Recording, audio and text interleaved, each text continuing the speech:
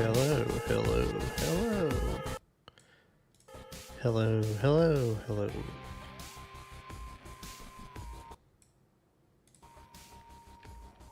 Alright, we are back. Playthrough number 2, and since then we've gone out of early access and into full release.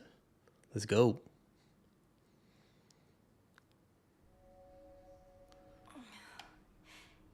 Is that singing? Haven't heard our old song in a while, have you? I'll enjoy it while she's here. Hey. Moonlight guide you. And the sun bleach your bow. Don't you have friends among the other shades, Dora? You Foolish witch. haunting this tent. Not just mortals. Anyway.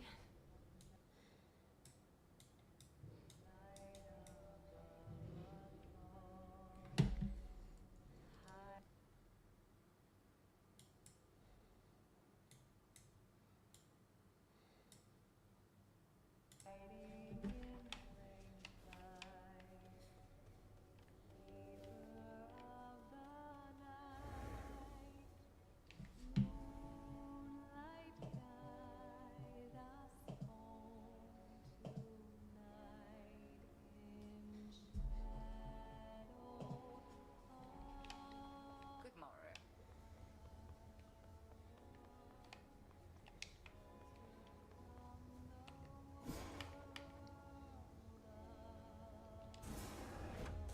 Great Gaia, share your secrets if my worth is true. So mote it be. Such sorcery. When was the last reported sighting of a root stalker out in the woods? See, that's the sort of inquiry I'd expect from somebody. Unfortunately, yes. Headmistress couldn't ask for better familiars than you two.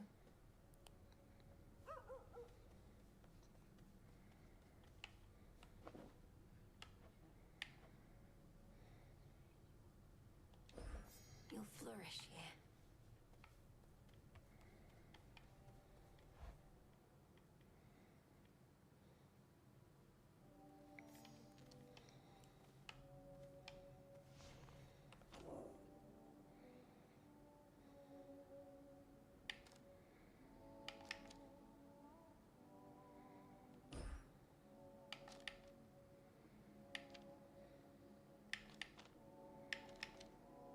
Can't.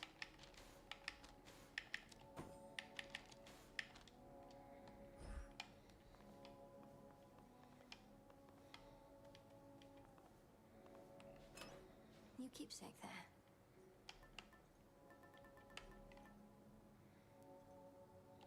The silver wheel.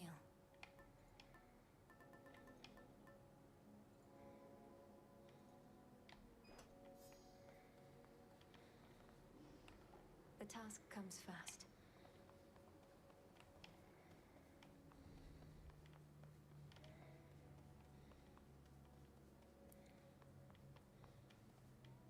To the abyss.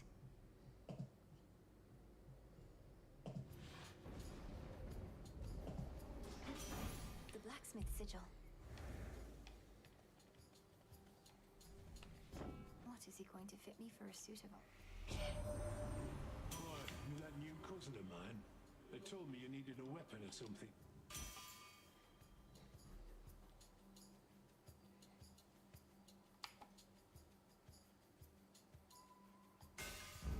My silver all grew stronger, didn't it?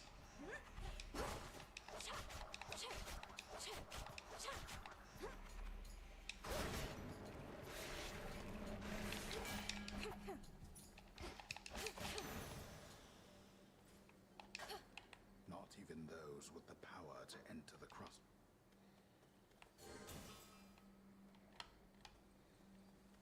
Let's head this way this time.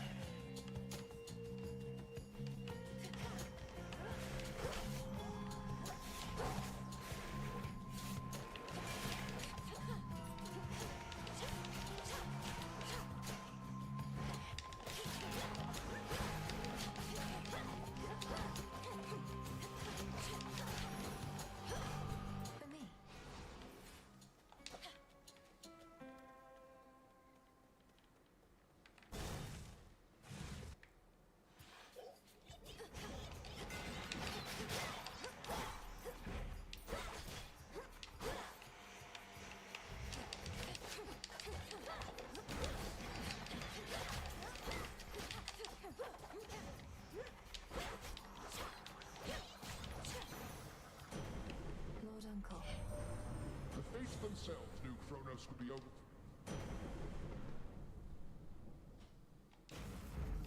Adequate.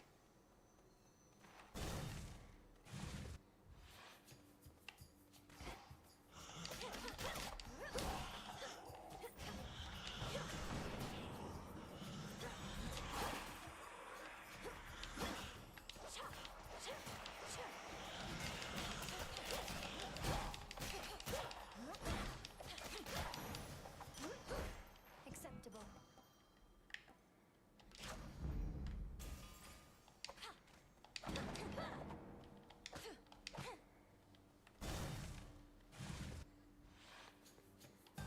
That gloom, a shadow spinner. Thorn reapers.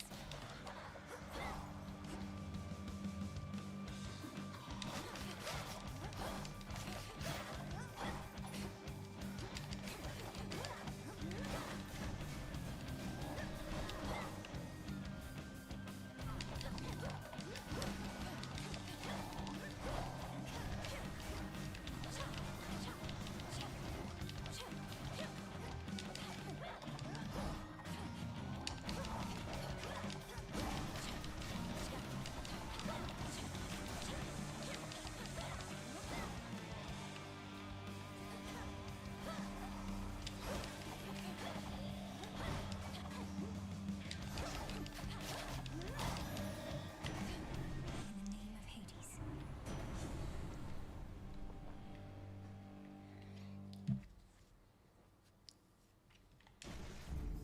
Lightning from on high.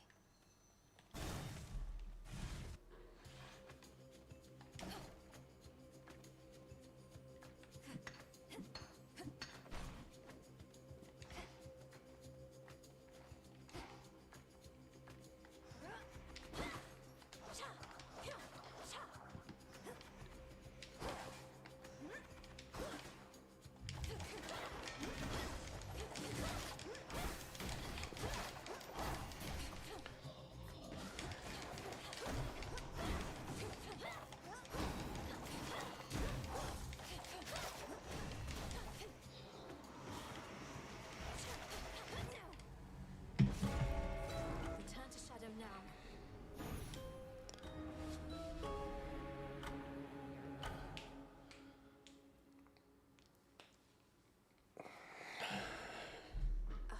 Not quite.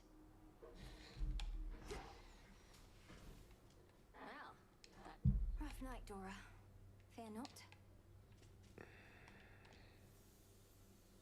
One of these nights you want to ask Headmistress how she got this from the house.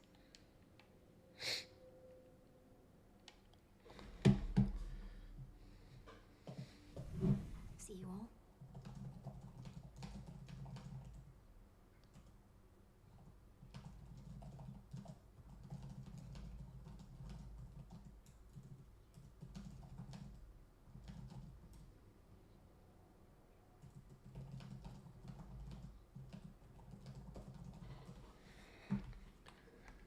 Moonlight guide us and all. I'm staying right here.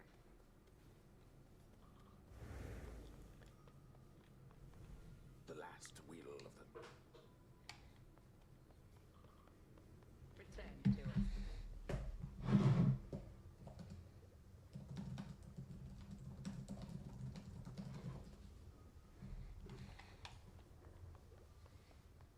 A moment, goddess. With your Olympus-dwelling relatives assisting you, I've half a mind to ask you let them know I'm on your side, except not all of them love me. What? But you're the great tactician, Odysseus. Even the gods were... Lady Athena and others favored me, it's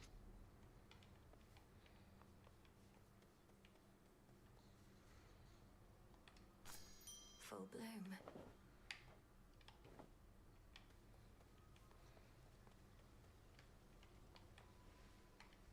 Father.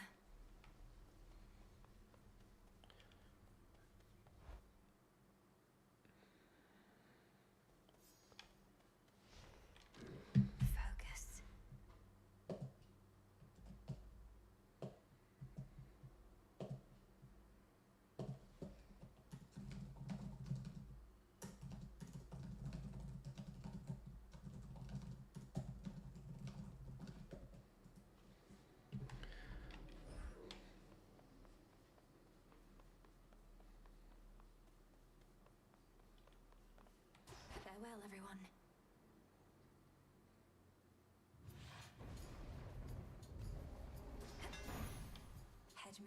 guide me.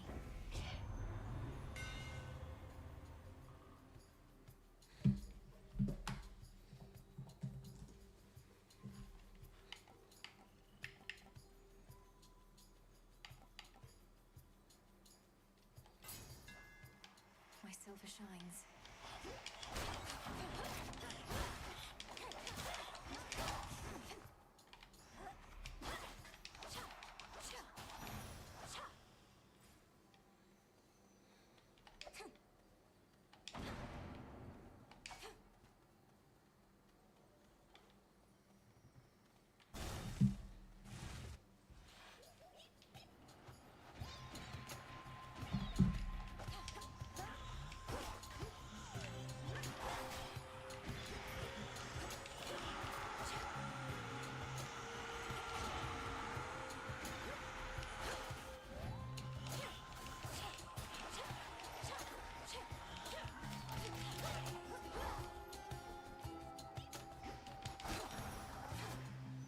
All clear.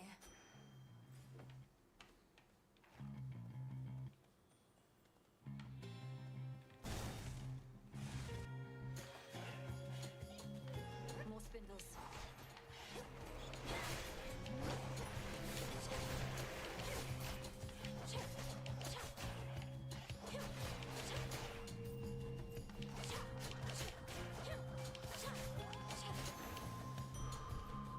Greater focus.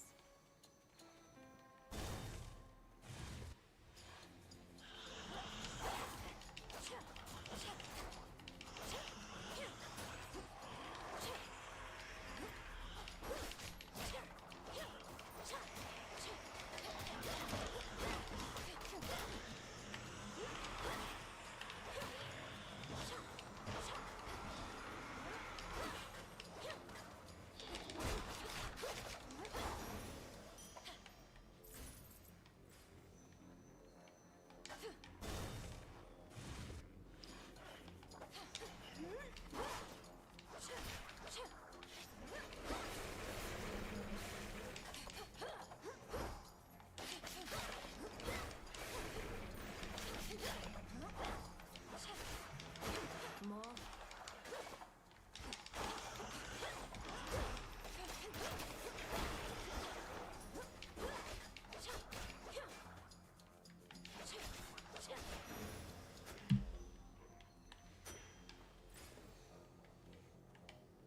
Count.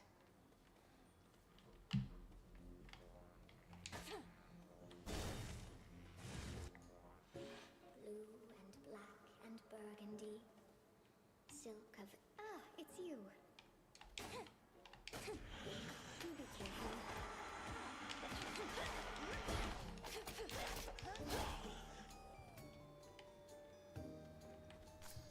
Molly. Although I snagged that one.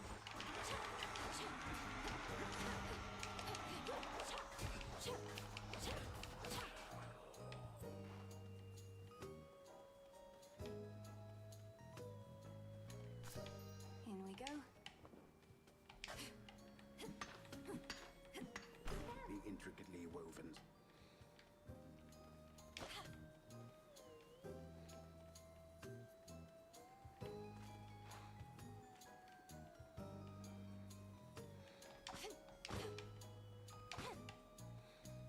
Arachne, the outfit you wove for me was so beautiful.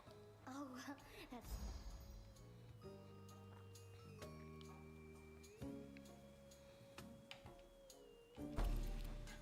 Where, what do you think? Thank you, Arachne.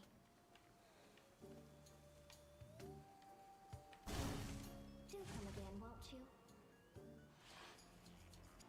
Shadow Spiller.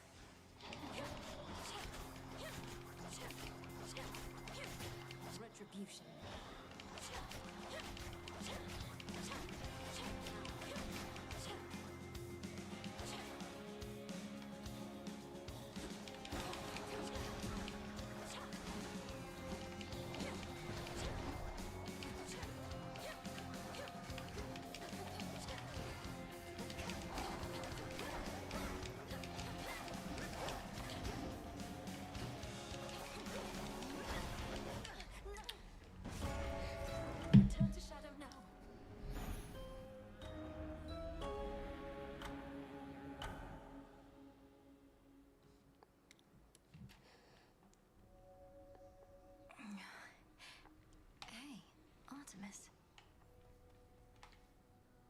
lose to some shadow spiller like that?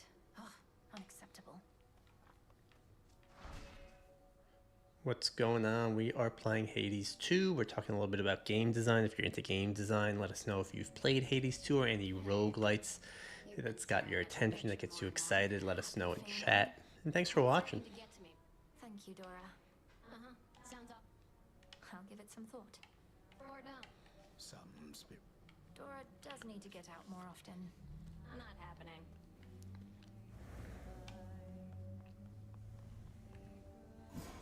Here's a thought.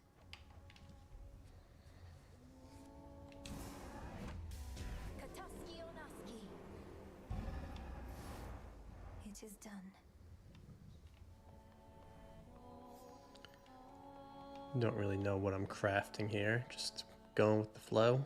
Seeing if it makes any sense. Another failed attempt. Nemesis.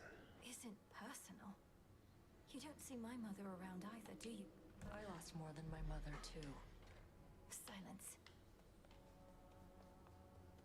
Good to see you. What was the source of your misfortune that you're back? Yes, a shadow spiller. I lost my way against one. Can hard You've strength enough. They merely... moonlight guide us. Aye, that.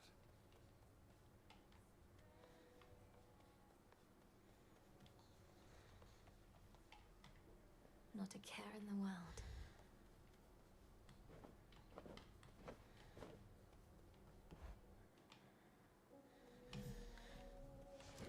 What is my path? The huntress. Not quite.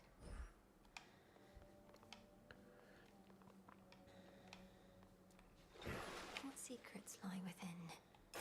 All right. Zorafet, the Moonstone Axe. You can split anything apart. Bear it with honor. We bid you welcome to our training ground.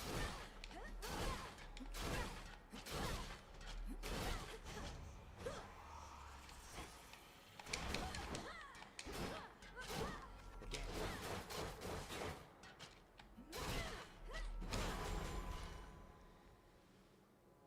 The honor was mine.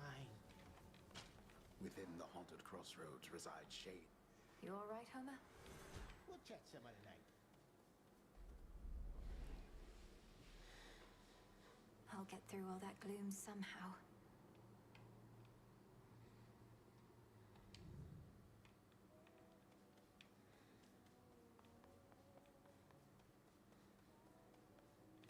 Heading out.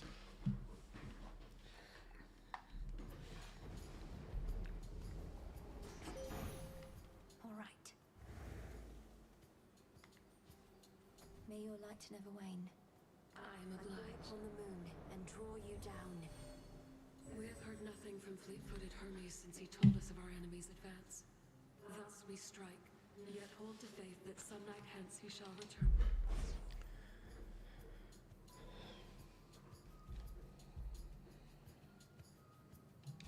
Night bloom.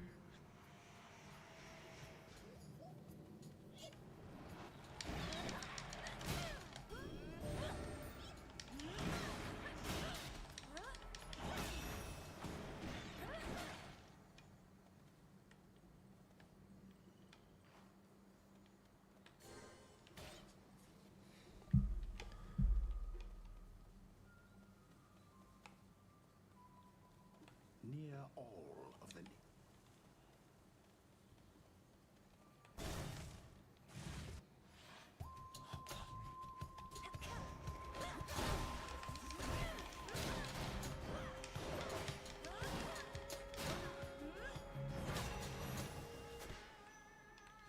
Good find.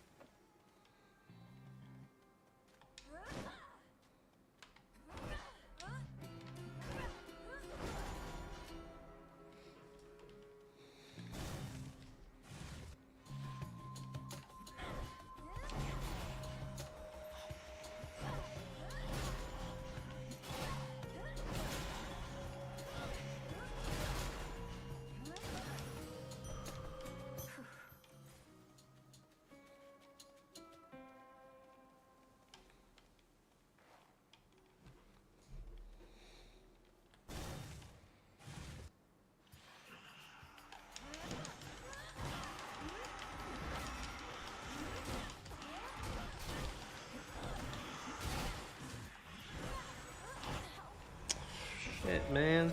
Screamers.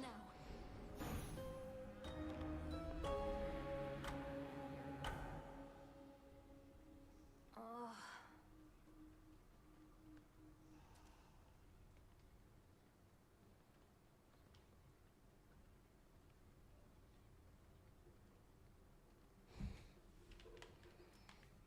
You're liking all this rain, right, little one?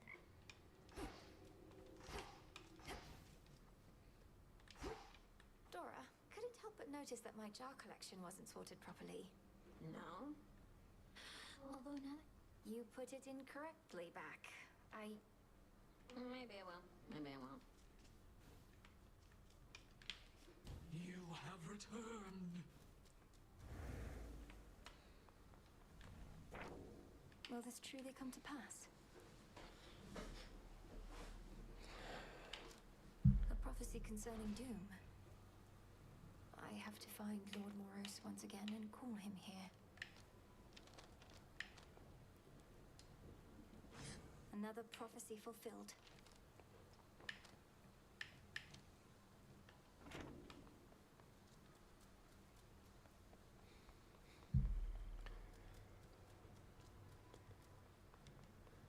Moonlight guide you.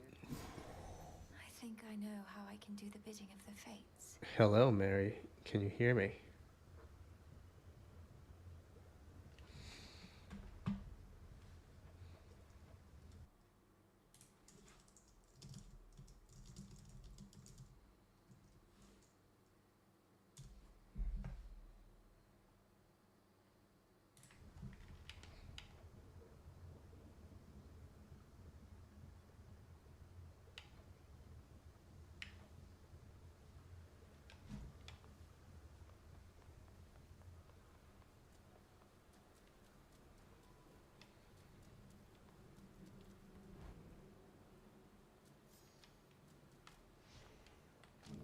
I have this.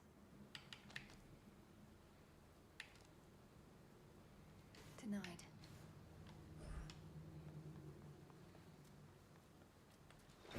Much deeper than it looks. The tablet of peace. You are mine now. A trusty tool indeed. She has returned.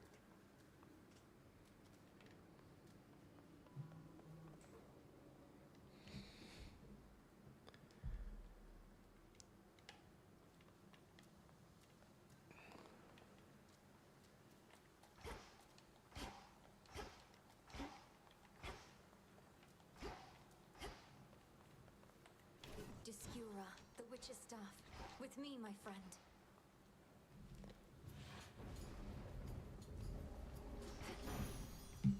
Raining again.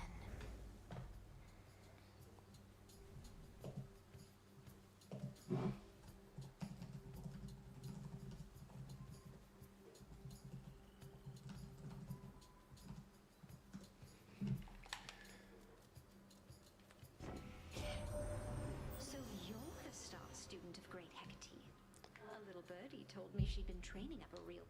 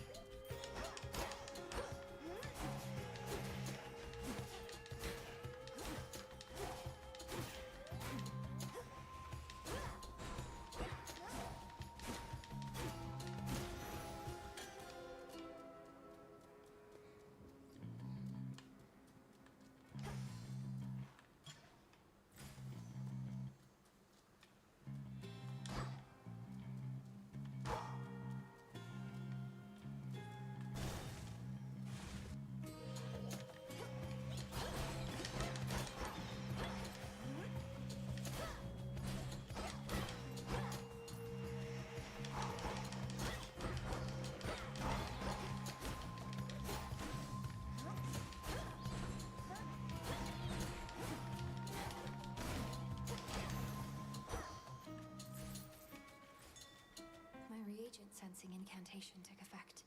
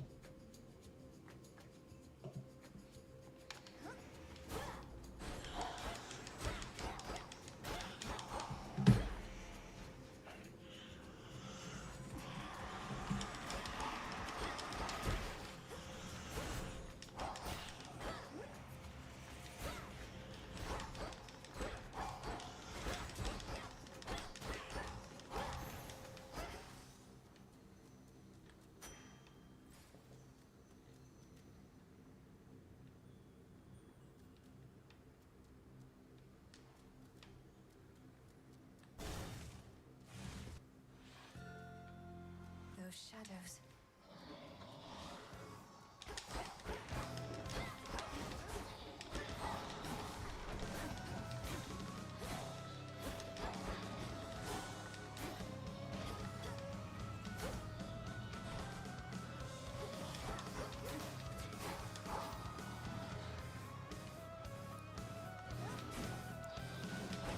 No!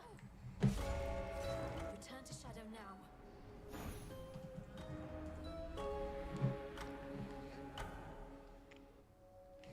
That shadow spiller's tough.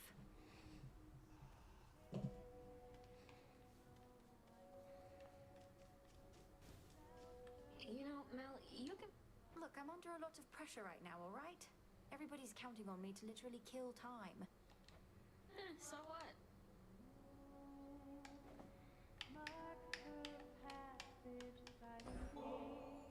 Wanted you to have this, Dora. For the best. See, I knew you were gonna pull this gift custom thing on me sooner.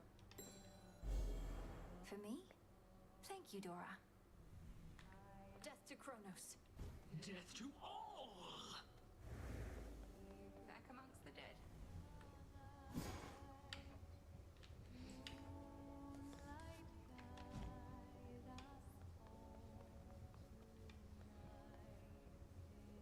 The goddess of the hunt decided that the best use of her talents presently is to regale us with song.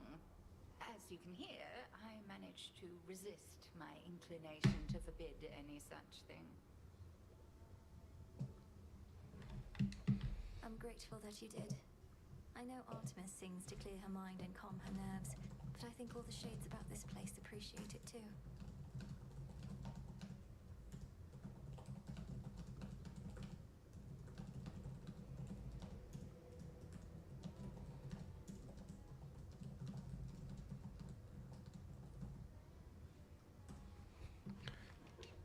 Is not how I...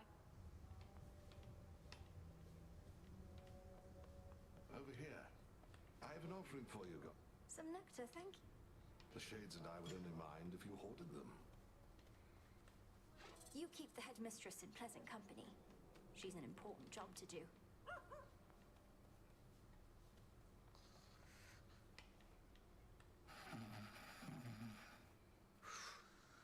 May you have pleasant dreams. The embodiment of sleep.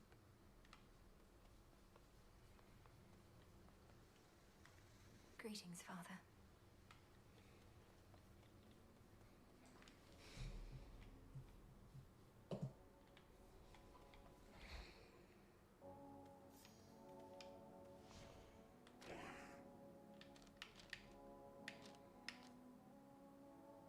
Denied.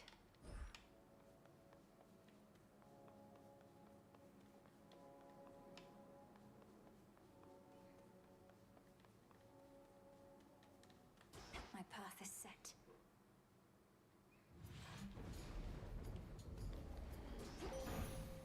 Time is against us. I bid you shine for me again tonight. Remember, little star, the magic that...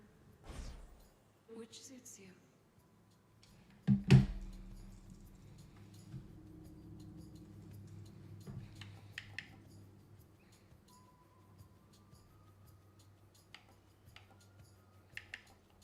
Total eclipse.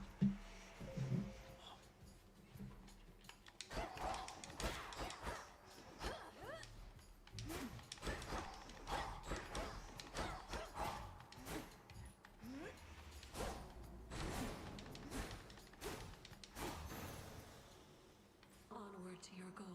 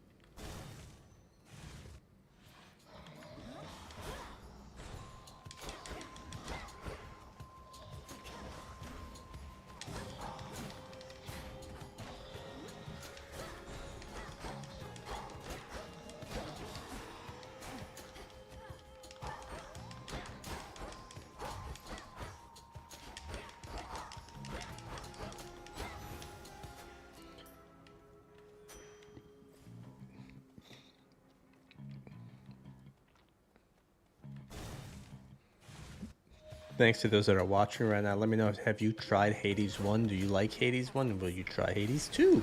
Were you stuck on Silk Song?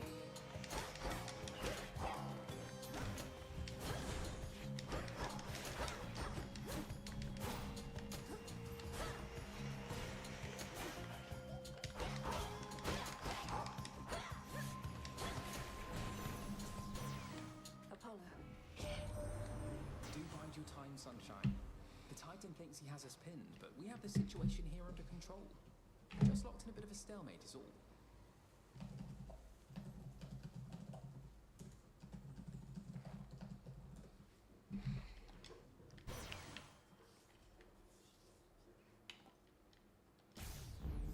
Apollo's light.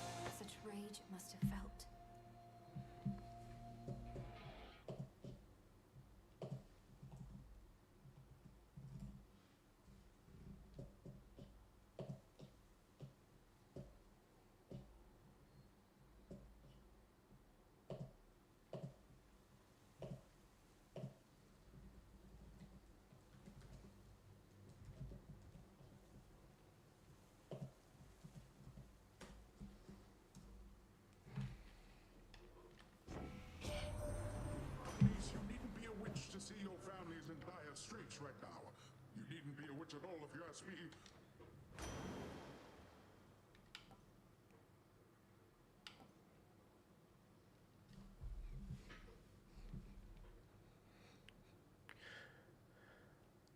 Wave Flourish or Flood Gain? Let's go with some Wave Flourish.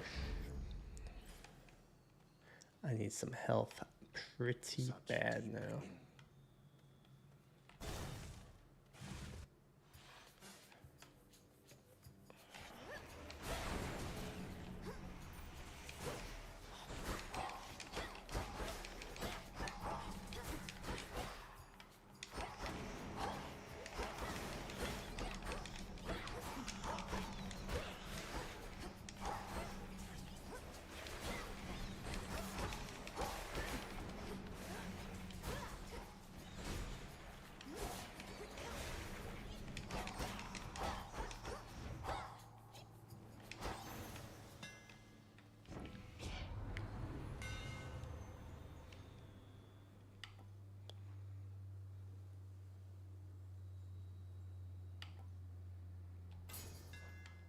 My staff.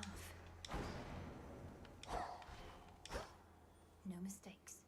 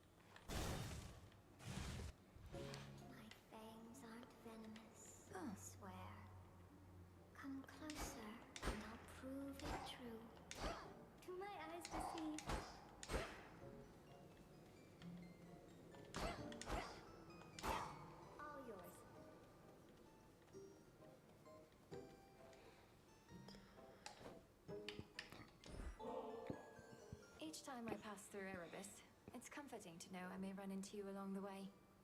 Here's something for your lovely lair. Oh, why this is very sweet. It should attract a host of flies, I think. So thank you very, very much. Now won't you please take this? It's only fair.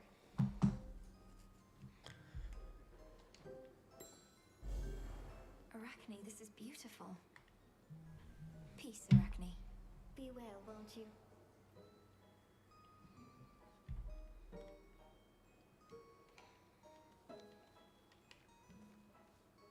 Won't open. Don't, my friend. Just... You don't need to look at me like that. You don't need to look at me at all. Look at the fineries I've made. Silk in every shape and color, see? It's beautiful, isn't it? It is, Arachne. But to think I could have wronged you with an... Oh, there's no need for that. You see, my...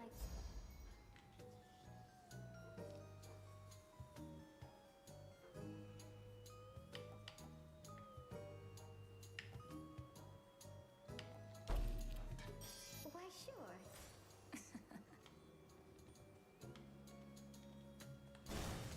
I'll be right here, all right?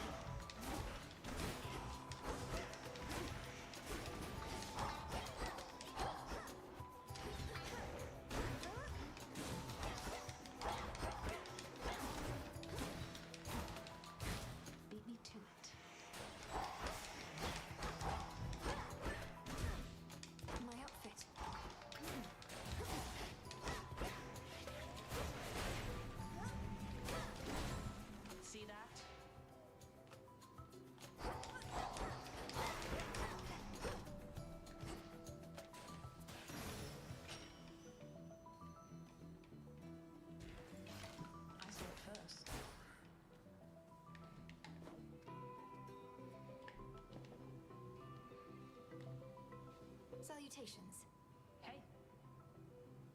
It's strange, isn't it? He's our own grandfather. Kronos, I mean. But I feel no connection to him at all. I just want him gone.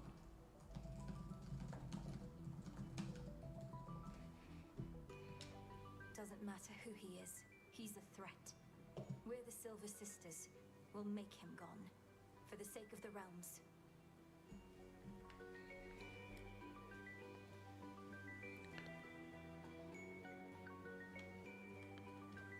Strictly business, then. Here. Smart. I was never here.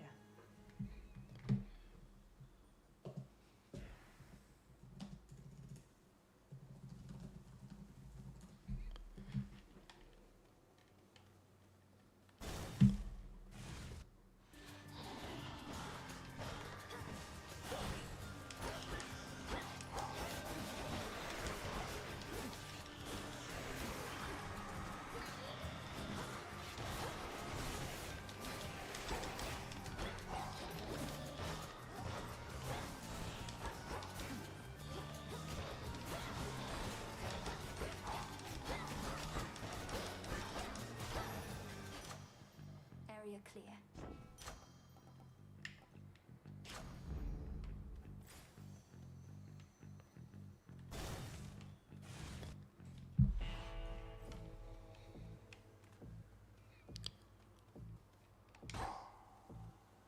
What do we have in stock?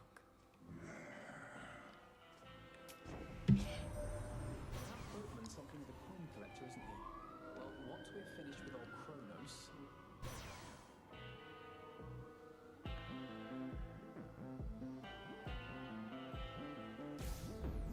The might of Olympus. I met one of your brothers, Lord Charon. It was Moros. He delivered to me a certain... It's been in my family's care before. Perhaps I can locate him again. Ahead of the Underworld, a princess shall again confront the one who raised her. For those of you watching, thanks for watching. We're doing a run through Hades 2. Let me know if you play Hades 1. There you are. Are you better prepared this time? Look at you. Hey, Ion Lucy. Thanks for that, thanks for that offer. I'll drop you my website. You can check it out, and I have a Discord in there, but I gotta get through here first. You can check out playerdriven.io. That has a contact me form where I work with other people. Yeah, I'm building out a whole content creator. I do a podcast, Lucy, so you can check it out. Again, check out playerdriven.io. That's where you can see most of my stuff. I also have a link to my Discord on the website. I appreciate that again, Ion, Lucy.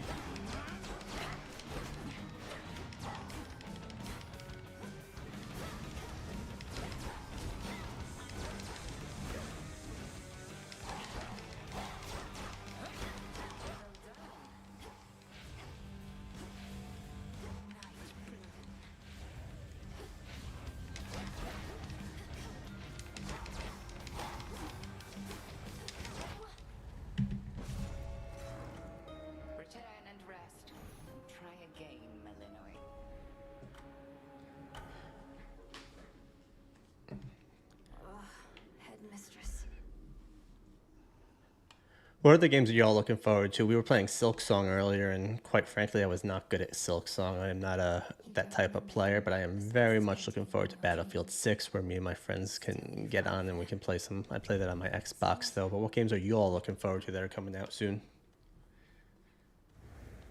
Maybe you're into some Pokemon. Maybe you're into some Call of Duty. Lots of good stuff coming out.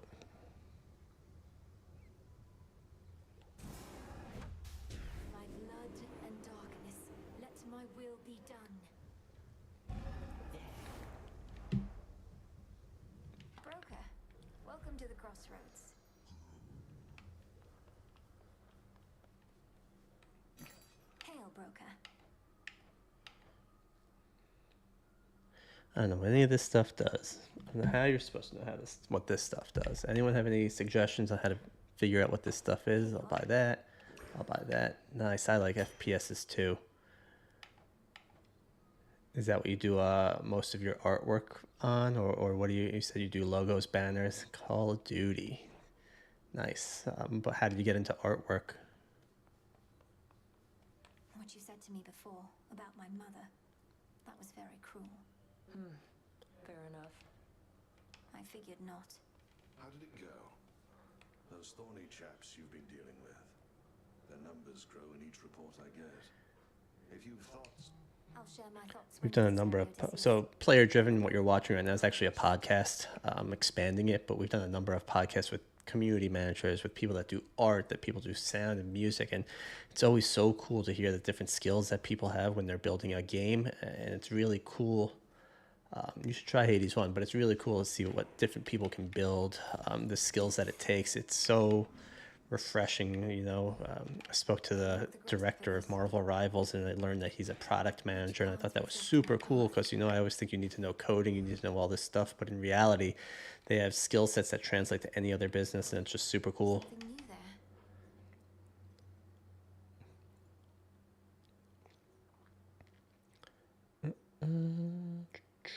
And I don't know any of these things again, what they do. Ghost Onion. Whenever you exit location, fully restore your health. All right. Boom. I'm going to switch my weapon here. I've been using the this one here, but now we're going to go to this guy. What's this called? Blades. For the unseen.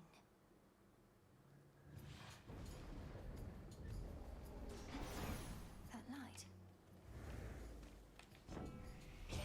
So for those of you that have never played a roguelike, you're eventually going to die, then you come back and start from the beginning, but you get to level up a thing, and I keep dying, so at some point I should be really strong here. Go with Nova Strike.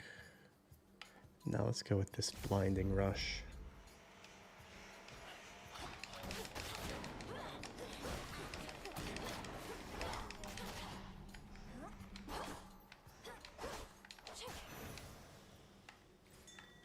I see it.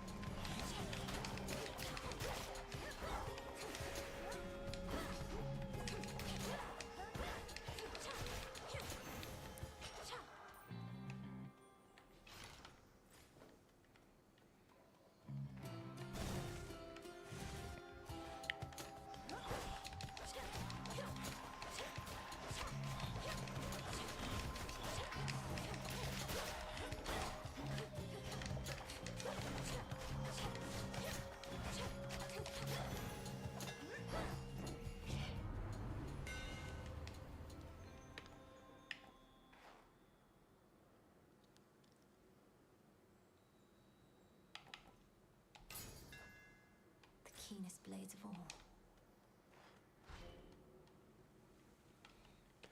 If anyone's got any suggestions on what I should do in this game, let me know. I'm still kind of new to the Hades world, although I did play the first one a bit. I have no idea these things I select other than what they really do.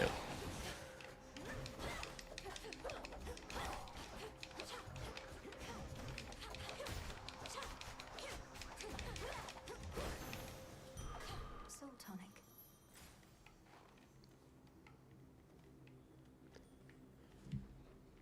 Go with this one with the potion, see what that gets me there.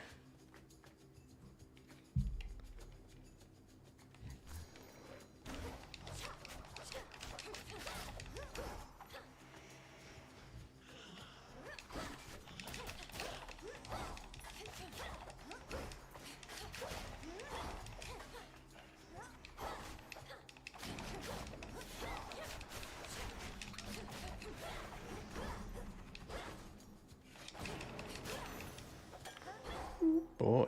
Always use more.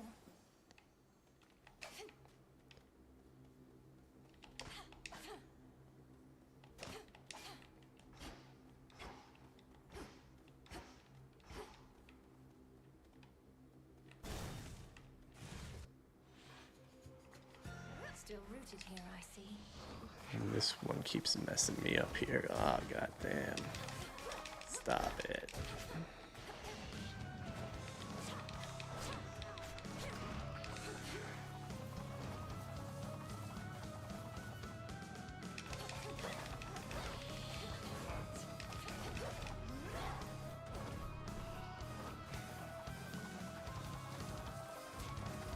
Ow.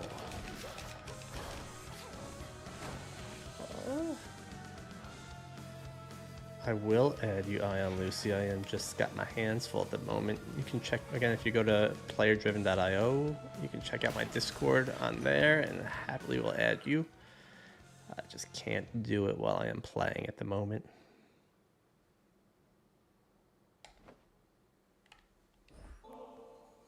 I heard so much about you, Uncle, but you're not just very strong.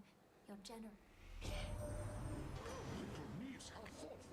I guess I should put my Discord on YouTube. I guess that would make it easier to find me as well, huh? Well, this is quite a catch.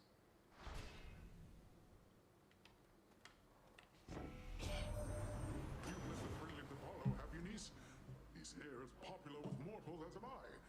Perhaps among his many talents, he can help you get us out of this.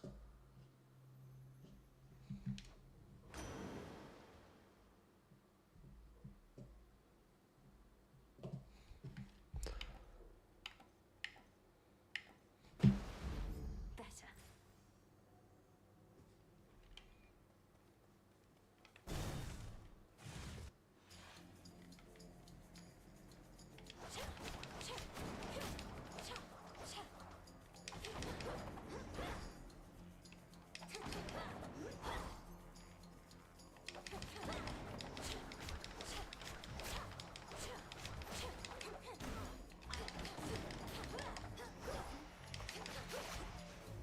Yeah, I'll do that after I make this run right here. I'll throw it into chat.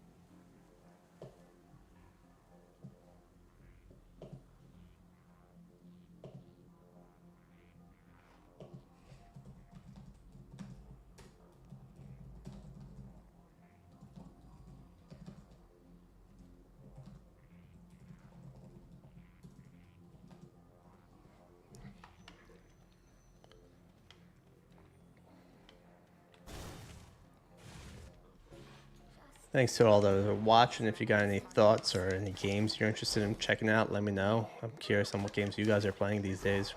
Or girls.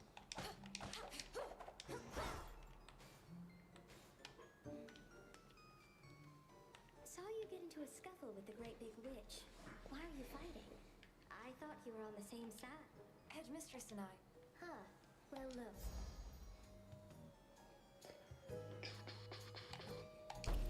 I always like to choose the one that gives me health because I am not great at this game and I need as much health as possible.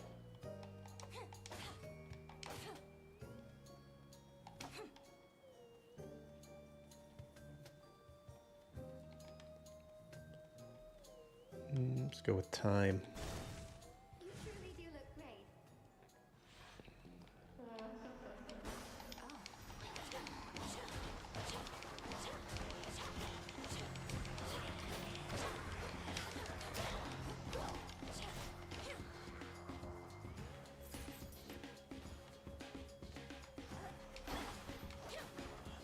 Could make a run for it.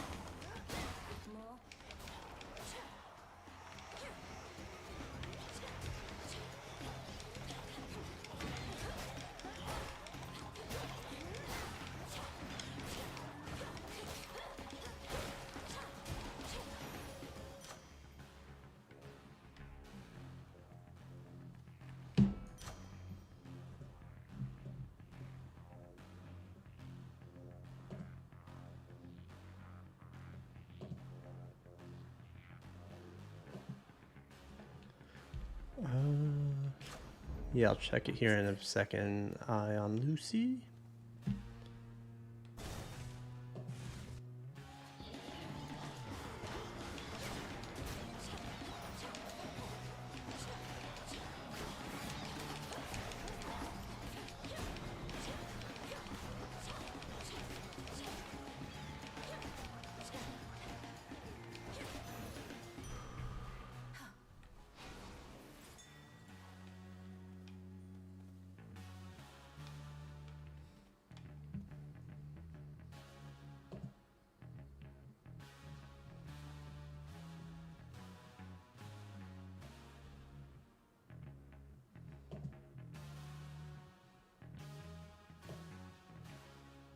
I don't see the friend request coming through yet.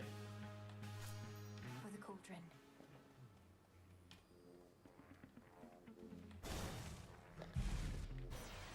If worse comes to worse, like I said, after I'm done streaming, I'll add you. I just normally don't do it during the streams. Ooh, Apollo. How's Apollo doing today? I think a year or so of plague should... Why would you not, your big, given the choice, my delicate nephew? I'll shake the earth so strongly it shall swallow all those nasty mortals up and deliver them straight down. Switch to a rarer boon.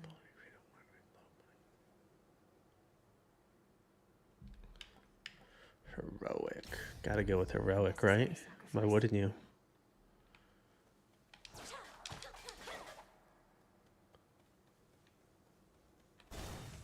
Mustn't keep her waiting. Prompt as Oh, goodness. I haven't beaten her yet. I'll get him, headmistress. I swear it. All that you've taught. I require no convincing. I have to be more than that.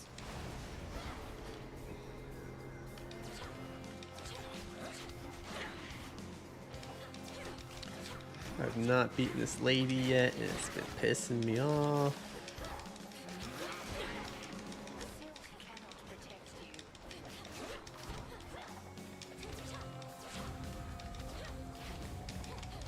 Try something else.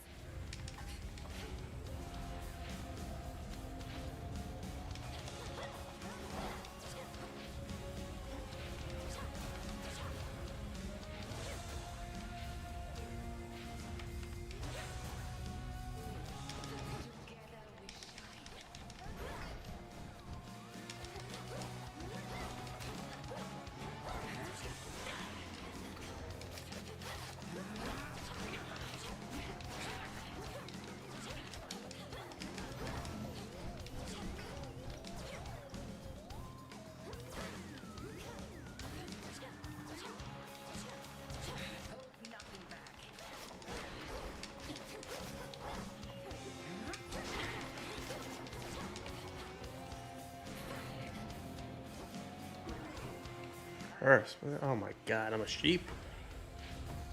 Some bullshit.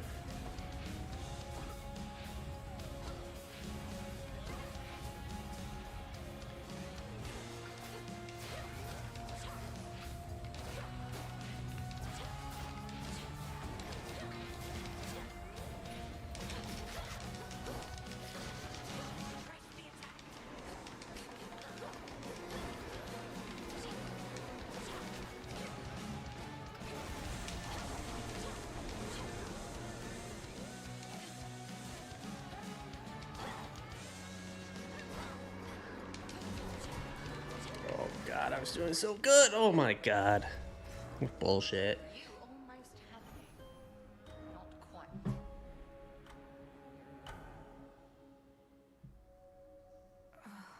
So blasted close.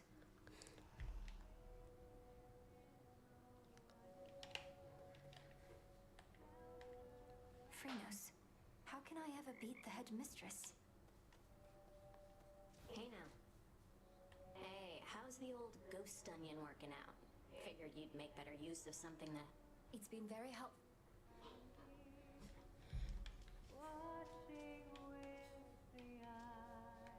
May moonlight guide us. whatever works.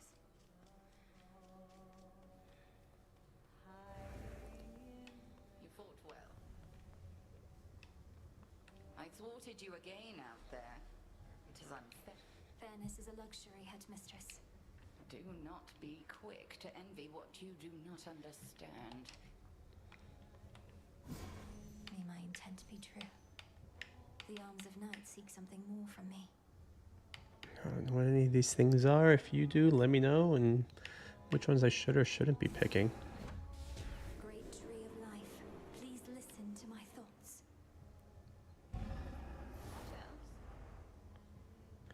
Broker, you've expanded your shop.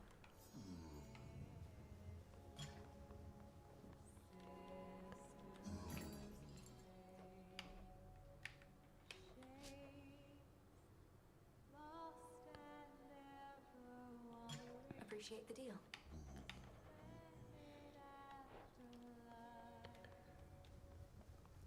Nemesis has been in an especially foul mood of late. I was going to ask you. Shame it's been. Alright, we gotta do a better run this time. We keep getting our butt kicked by this this witch.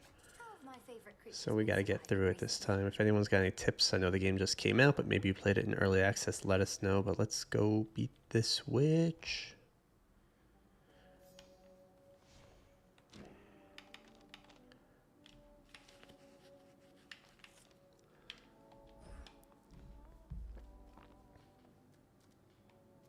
Everybody at attention. Your struggles never are in vain, young one. You're no mere mortal. With each passing night, you grow in knowledge and in strength. Especially if you throw on that God mode, then there won't be any stopping you. God mode. Would that godhood was enough, Commander. That'd make this game much easier. Well, it's this mode, you see. One which you're able to throw on, or to throw off. Just an option. It's an option. I don't want to do it, but there it is. There you go. I don't want that.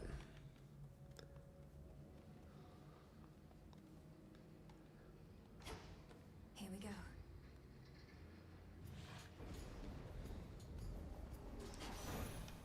I will not fail. Bright Apollo gathered us and announced that his twin sister.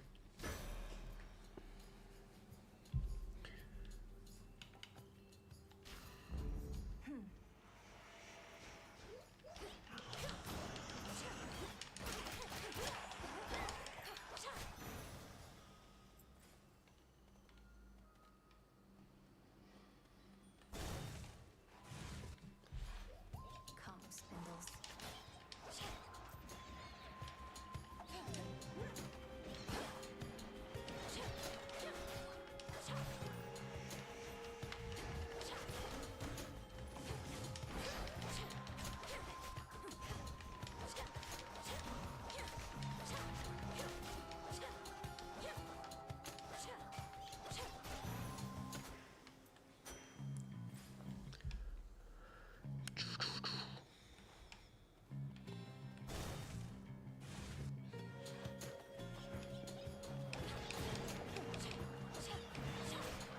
If you guys are watching, I appreciate it. If you wouldn't mind liking, and if you really like it, subscribing to the channel. We do a lot of behind-the-scenes gaming interviews with the studios to understand why they make games, the games they're making it for.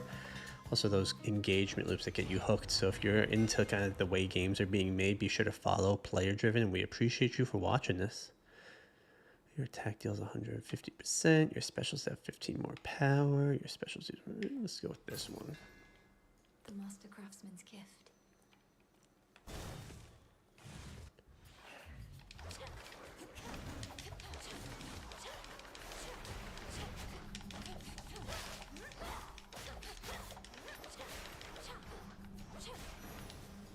Crushed it.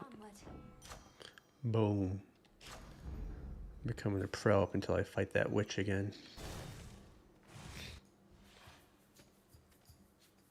What is this? Oh god, it's the screaming people. I hate them. They're the worst. The woods answer my call.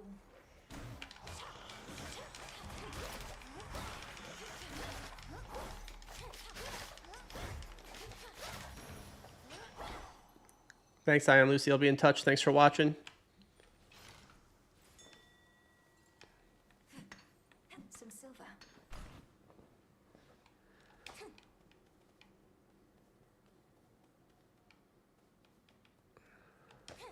Yep, will do.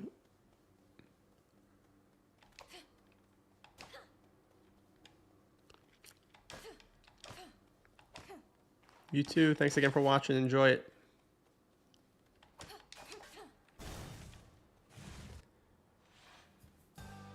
Shadow spinner.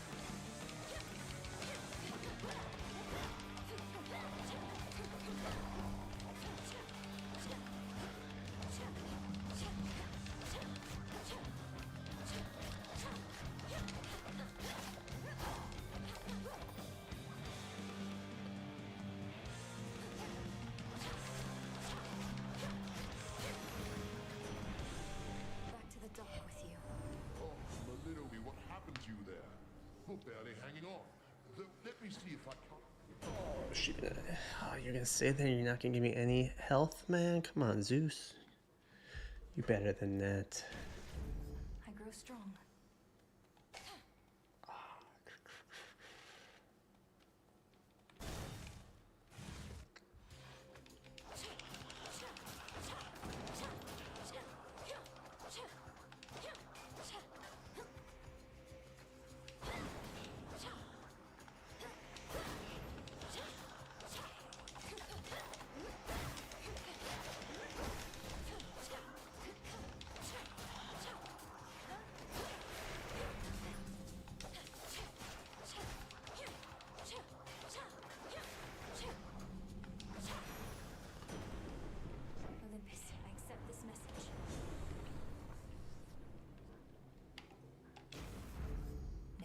Used to that.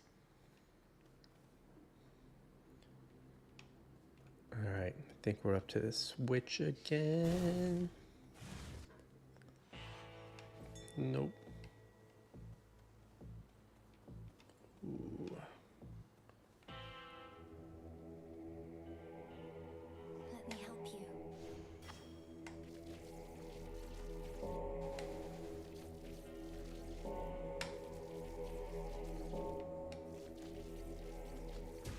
See you in the crossroads. Alright. How about them apples? That's health. That's something. It's cool looking. I don't know what it is. Let's buy it.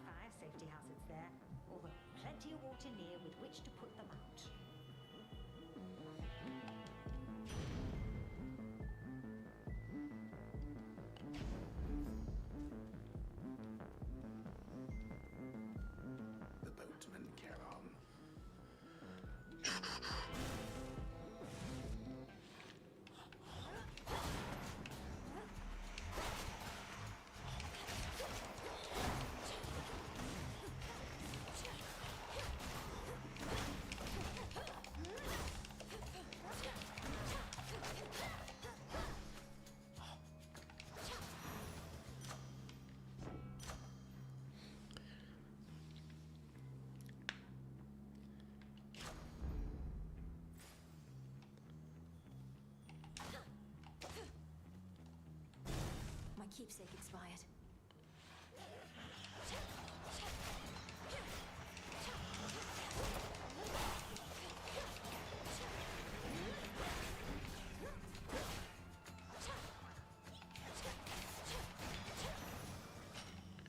Silence.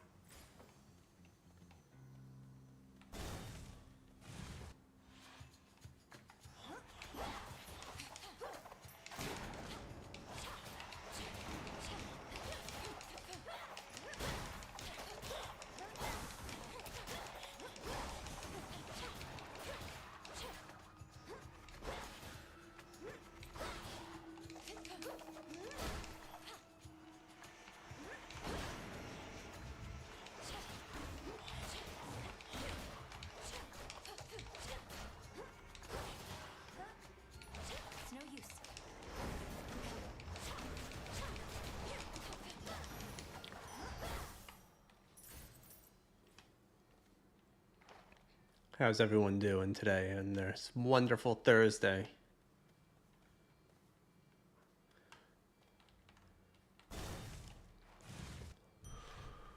This is my first time really streaming, so if it's alright, let me know. If anything needs to be fixed, like audio volume or anything, I'd love to know. I'd really appreciate any feedback you have, as I'd like to make this a pretty good experience. Learning how to talk more. Oh god, here we go. You must wear that veil so as not to betray your disappointment, headmistress. All these... Oh, silence, Malinois. That's fine.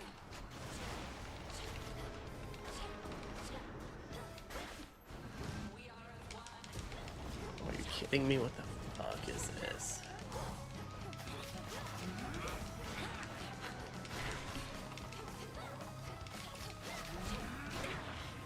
Yeah, this ain't gonna end well, I can tell you that already.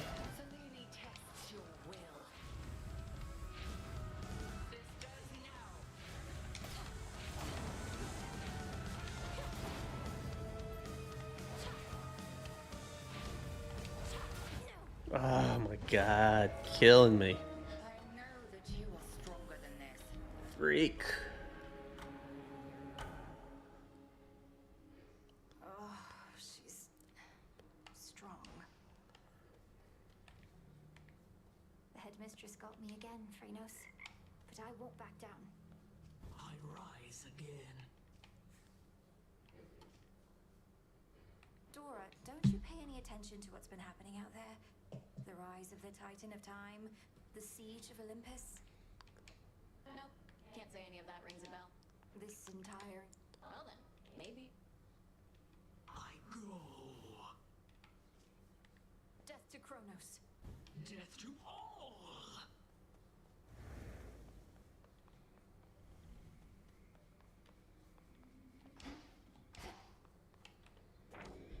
Another prophecy. The fates expected this.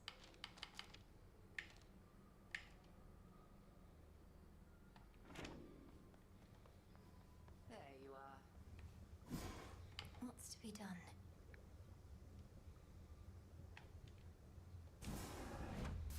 Kathuski Onaski.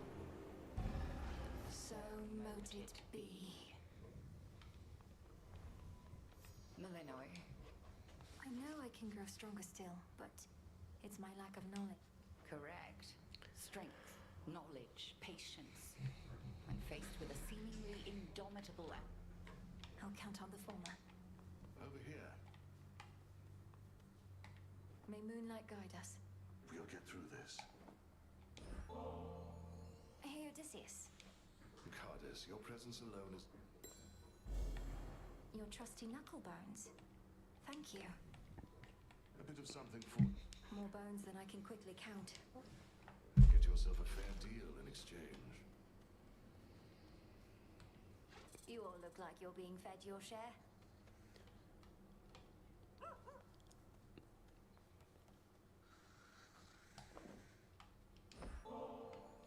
May you have pleasant dreams. Wait, welcome to the what? Father. You all salute these things or do any of these things, or am I wasting my time doing that? Anyone know the answer to that? Would love an answer.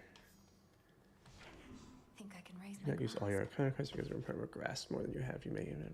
Okay.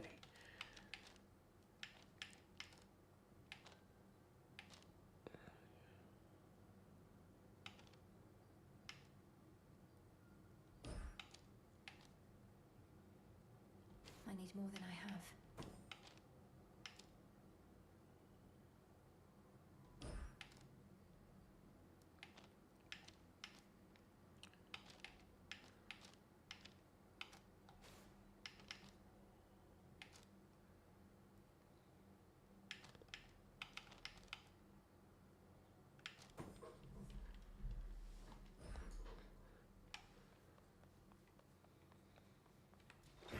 The silver pool. The silver spade. You're mine. It just served you well. Till tomorrow.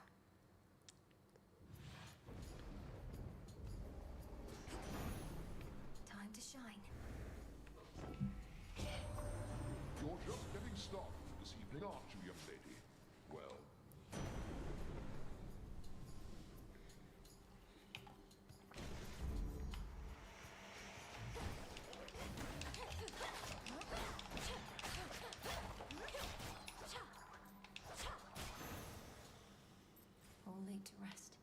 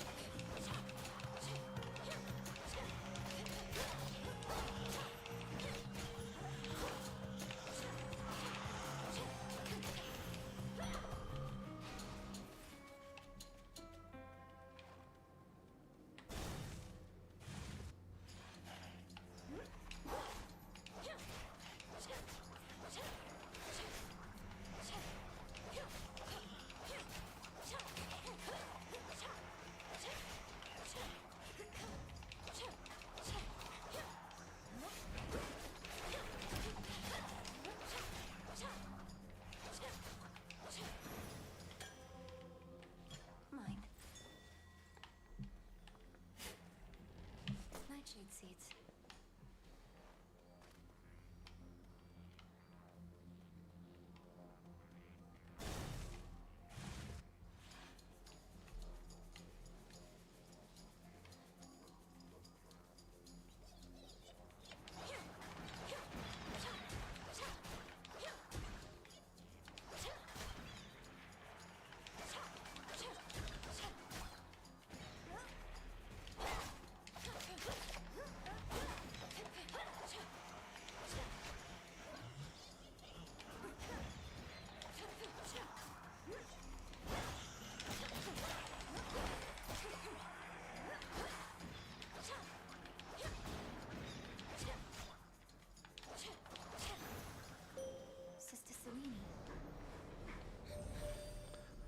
The Titan Kronos.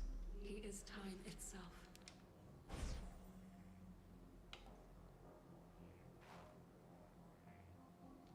Wolf Howl. Together we shine.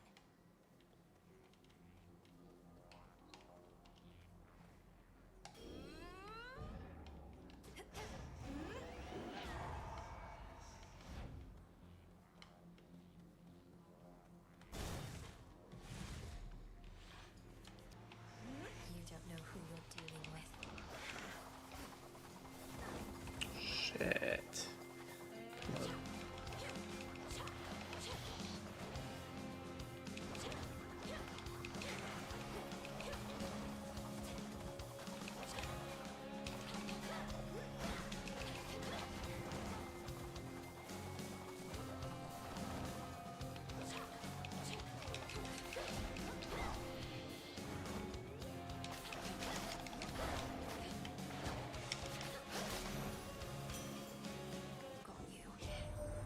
So you're a witch or something, I'm to understand. Then what do you need me for? That fancy magic of yours ain't all it's cracked up to be. My work, witchy, is reliable.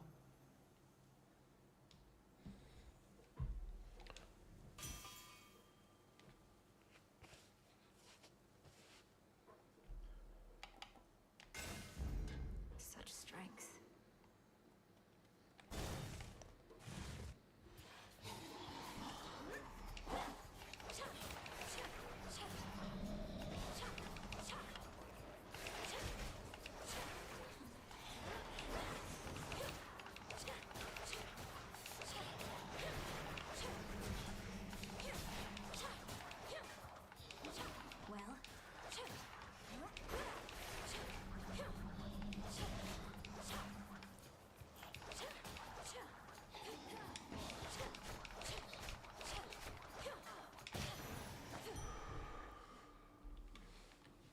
Yes.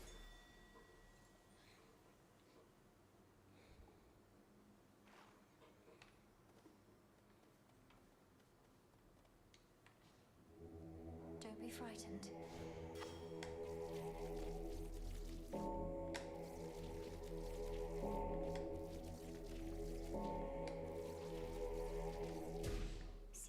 crossroads? See you in the crossroads.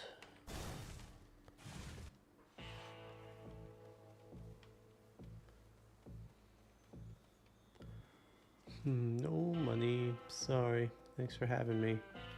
Can't tell what's up with my health right now. It looks like I'm half damaged, but it also doesn't look like it. Maybe my max damage is higher? I don't know. Let's go with time. Farewell, Lord Charon.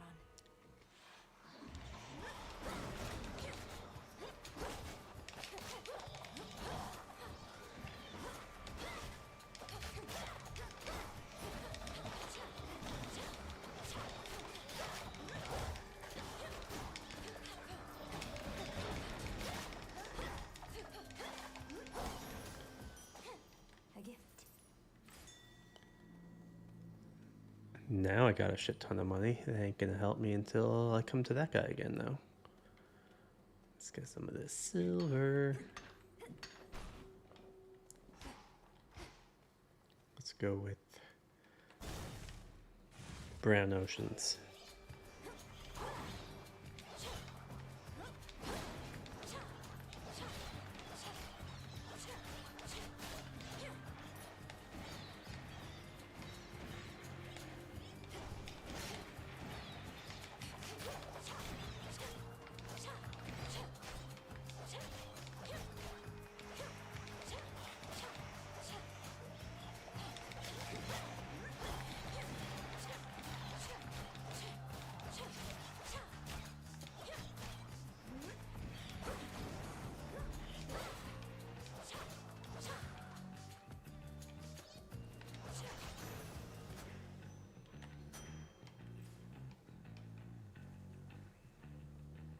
Five more oceans. Let's roll.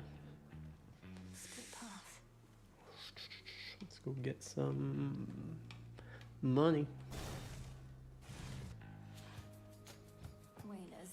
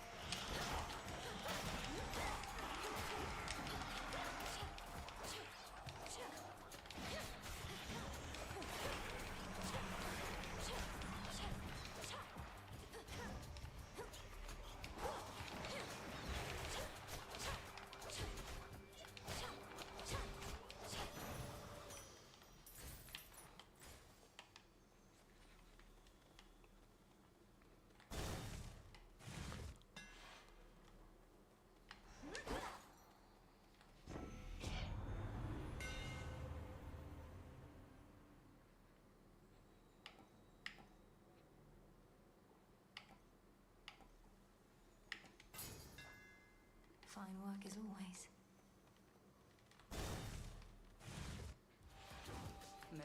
Okay, here we go. Sister Selene aided you in getting here to me. On that account, I would prefer to demonstrate than speak. Permission granted.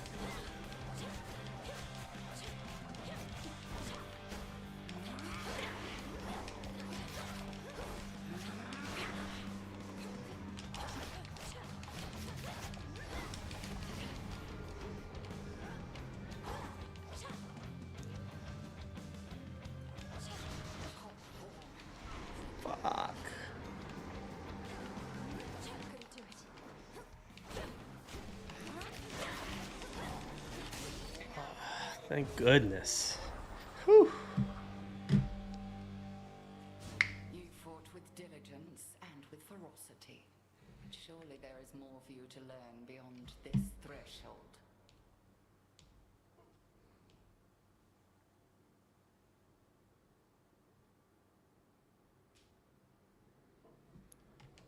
I look forward to it, Headmistress. What about you? Can you... No, I dare not stray too far from our abode. Continue now your... Thank you, Headmistress. Hook me up with something good at least.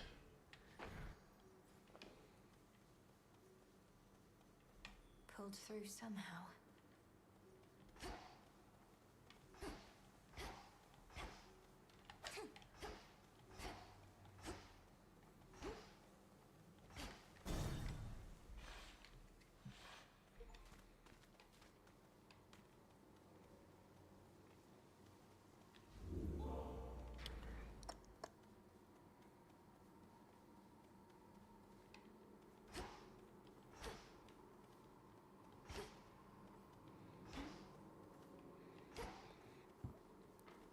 Beginning descent.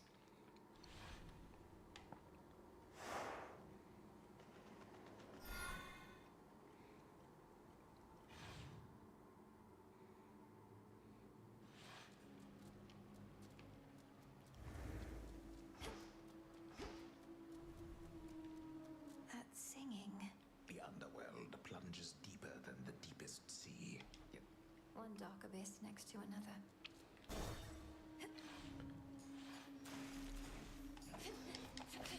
Ooh, that's a new looking thing, huh?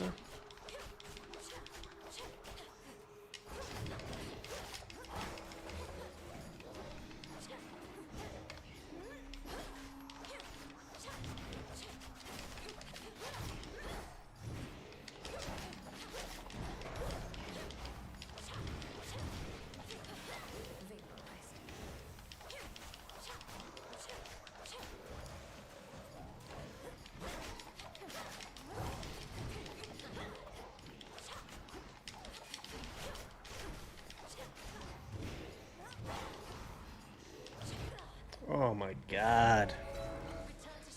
Seriously?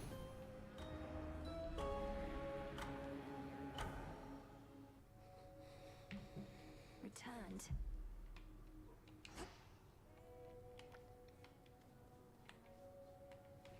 You might like it down in Oceanus better than I do right now.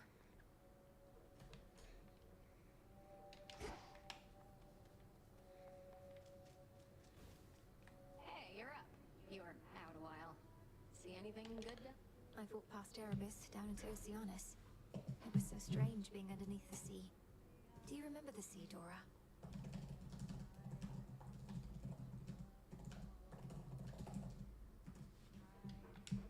The sea, the sea, the sea, the sea. That's the thing with all the water in it, right?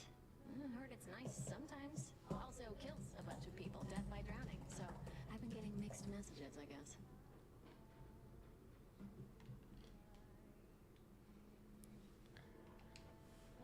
It's a big place.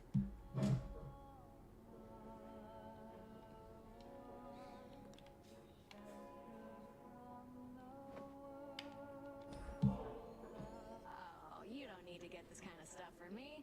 I can just take whatever stuff of yours I want when you're out.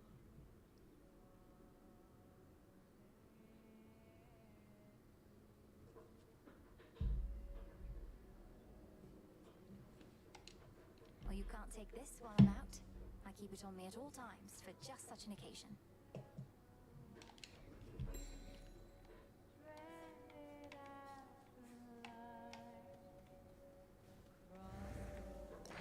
Yeah, I finally get this one. Looks like I did it. If anyone's live with me, I'd love to hear you say hi or just say something in chat just so I know. But either way, thank you for watching. If you're a fan of this content, please like this, subscribe. It really helps and goes a long way, believe it or not. But I really appreciate all of you tuning in. This is probably going to be my last run, and then we're going to just put on a couple of podcasts that we recorded recently that I think are some great episodes. I think I really love because of some well-known people in the gaming industry, from community management to development to publishers. So, if you like publishers like Midwest Games or Acclaim, stay tuned. We got some cool podcast stuff with them coming up. Down to the chambers near the bottom. Strange music.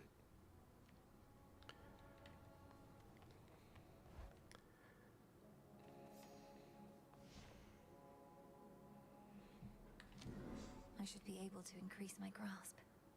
Yeah, I know you may use a game. How can I increase my grasp?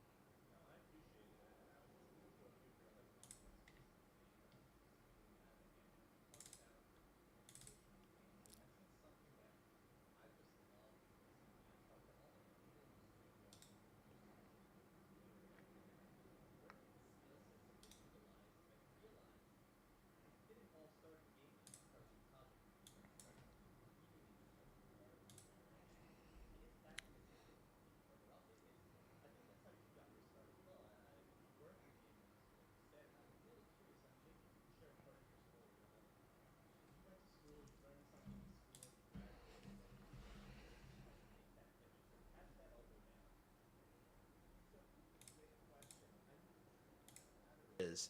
In some ways, it's actually like a pretty boring story in the sense that, I knew what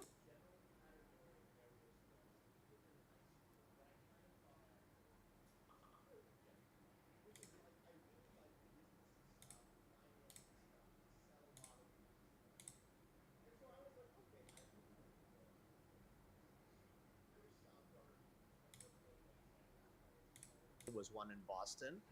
And I finished that. And of course, my goal was to get a job in games. But because the most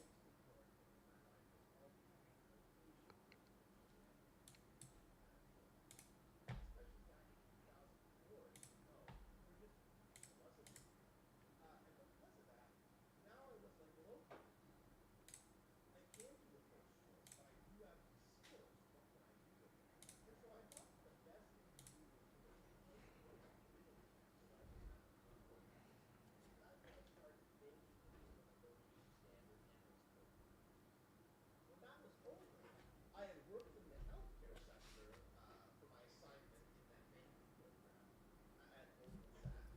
And because again, games hadn't been an option, a lot of people had, which I think was a very good intelligence move, at least I certainly thought it was, have like secondary or tertiary education in these fields.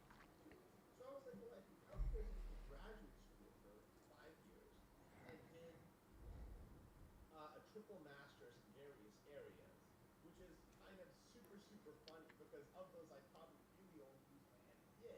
And then I started out in healthcare, in business development strategy.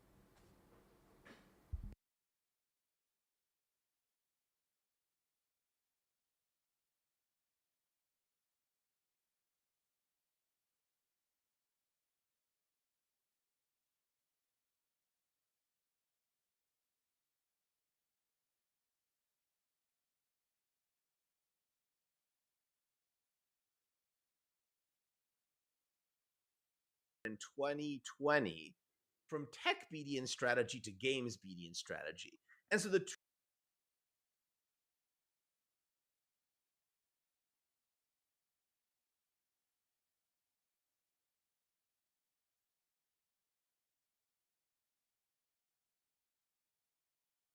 strategy, education, work experience, etc. I just didn't have it in games. So now the only leap I had to make them take was this guy can perform. Does he understand the games area?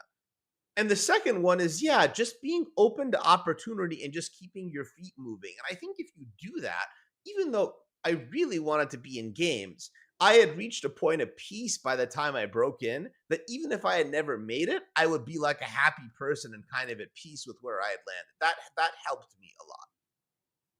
I the family aspect I think is one that really hits close to me, and a lot of it does, right? But I understand that feeling. I'm from New Jersey, and like I tried to move away, and eventually you have kids. I'm like, oh well, my parents are there, and I need some babysitters. Maybe they can help me out, right? And you come home, and you're kind of at a burden when you're on the East Coast, I feel like, because there's no real gaming hubs here. There's a few studios in New York, there's a few indies all around, but there's really no gaming platform. And I love that you went the BD route. And I'm curious, are there skills that you learned from the BD side? And you're still a BD, but like that weren't in gaming? Are the skill sets exactly the same? Do you find yourself scratching new itches that you're in there that, hey, I need to do better at this, or this skill is something I need to sharpen?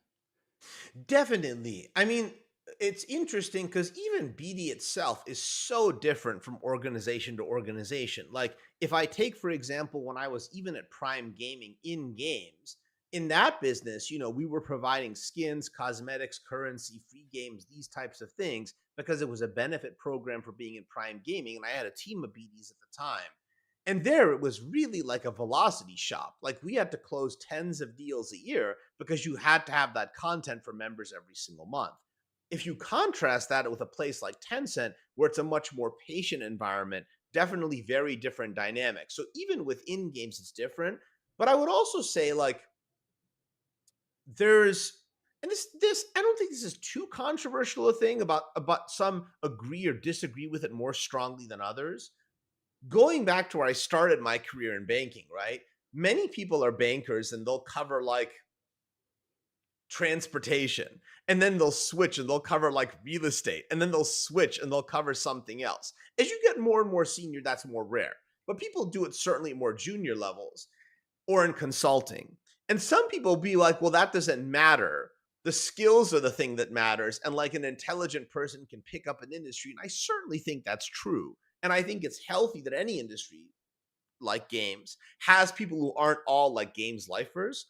With that said, I personally think it makes a huge difference loving the industry, thinking about it day and night, playing a lot of stuff, doing a lot of that type of stuff. I'm actually amazed that so many people are very successful in industries like games who like don't play games at all, and there certainly are many of them. But for me personally, I would find it very hard to be successful at my job unless I coupled all those skills with being like super intense about games themselves.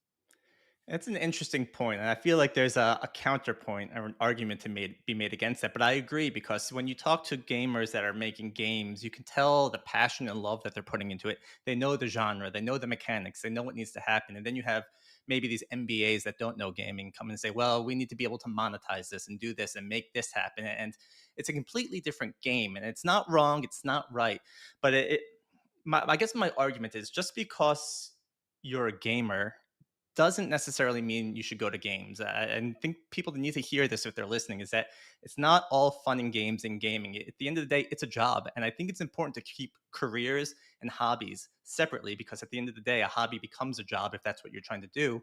But I don't think it's for everyone. I mean, especially in the tech world, there's a lot of money to be made outside of tech. And sometimes I think people need to be able to look at, well, my skills are really good in this world and I can make some money in this world. And I can bring it to gaming and play games again, right? I think people just have this idea that being in games is the most amazing thing, even with everything that's been happening over the past couple of years. And I think people need to start realizing that jobs are jobs for a reason.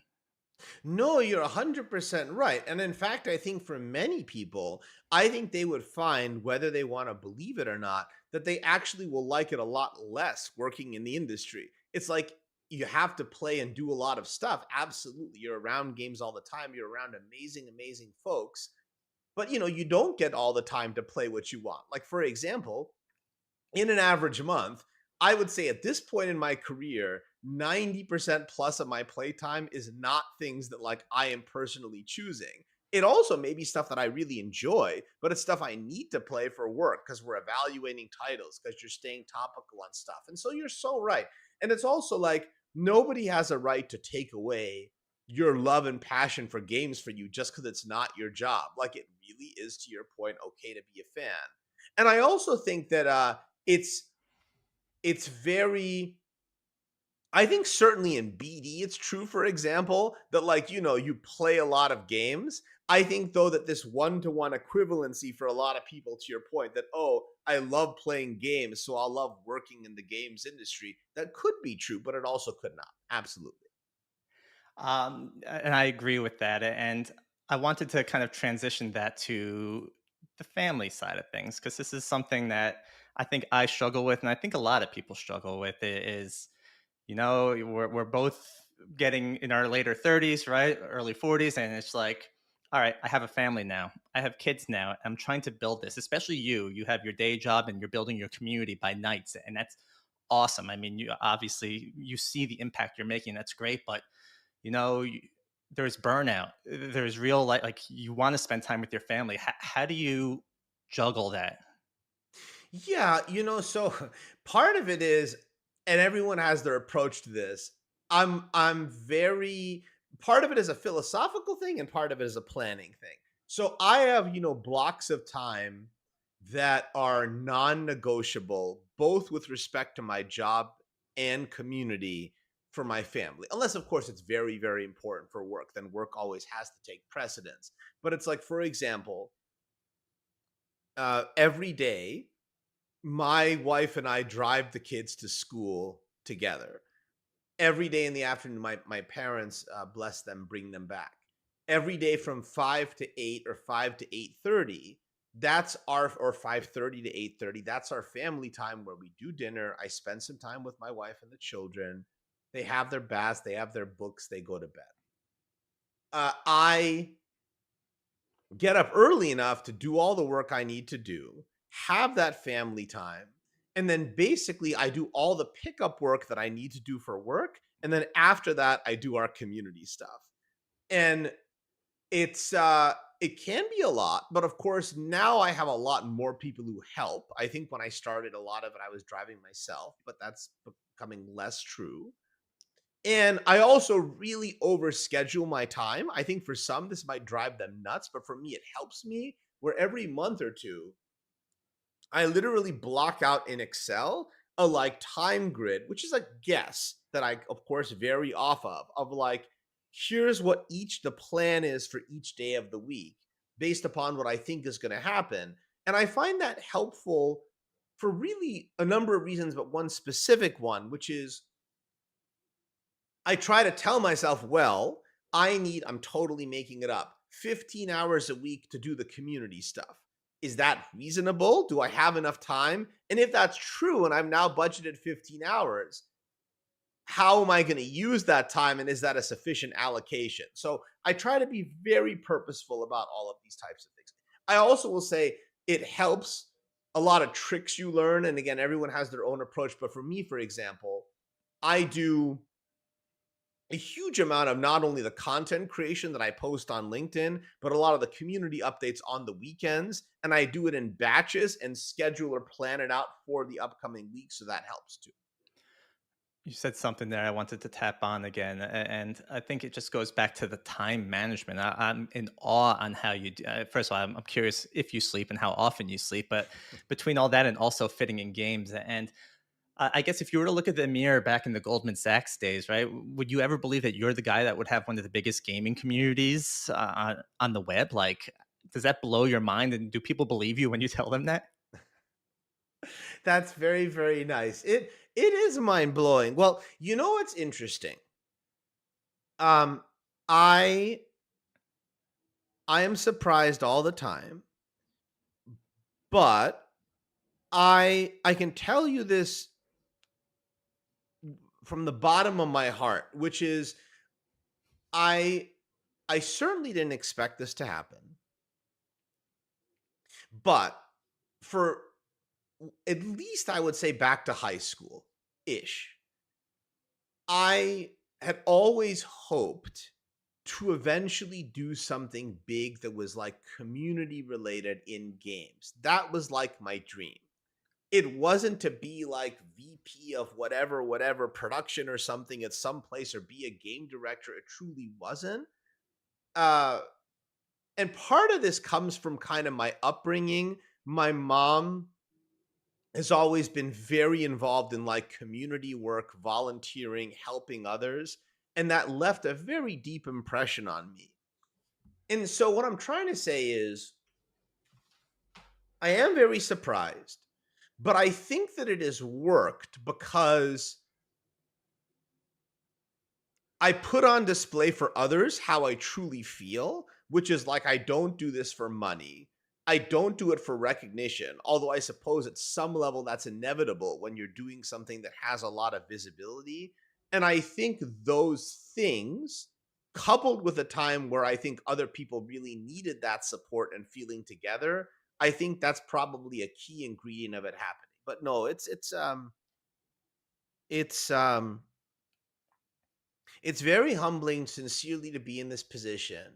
And I think beyond all the resources and the sites, an often overlooked part of it that I think a lot of people don't see, but I think you know this, because we, been friends for a while, is that a big part of it is just the trust and like one-to-one confiding from the community as well. Like that really surprises me. Like the hundreds of notes, sometimes in a week, that I'll get from people just being like, Amir, I'm like really sad this happened. Or even like more seriously, Amir, like I lost my house. Or I really need your help. I don't know what to do with like my career and like my work. It's pretty heavy stuff. And um you try your best to be that thing that people are looking for. It's humbling but also tough sometimes, I admit. Yeah, I mean, there's so much credit and power given to you. Their stories are phenomenal and they're heartbreaking, but they're also such great stories. And you started with family support, and I think that's the initial community you need to build strong. And when your family support and your community is big, right, you have that support to go do what you want. Then you built this community online, and I think that same love and feeling that your family probably has you.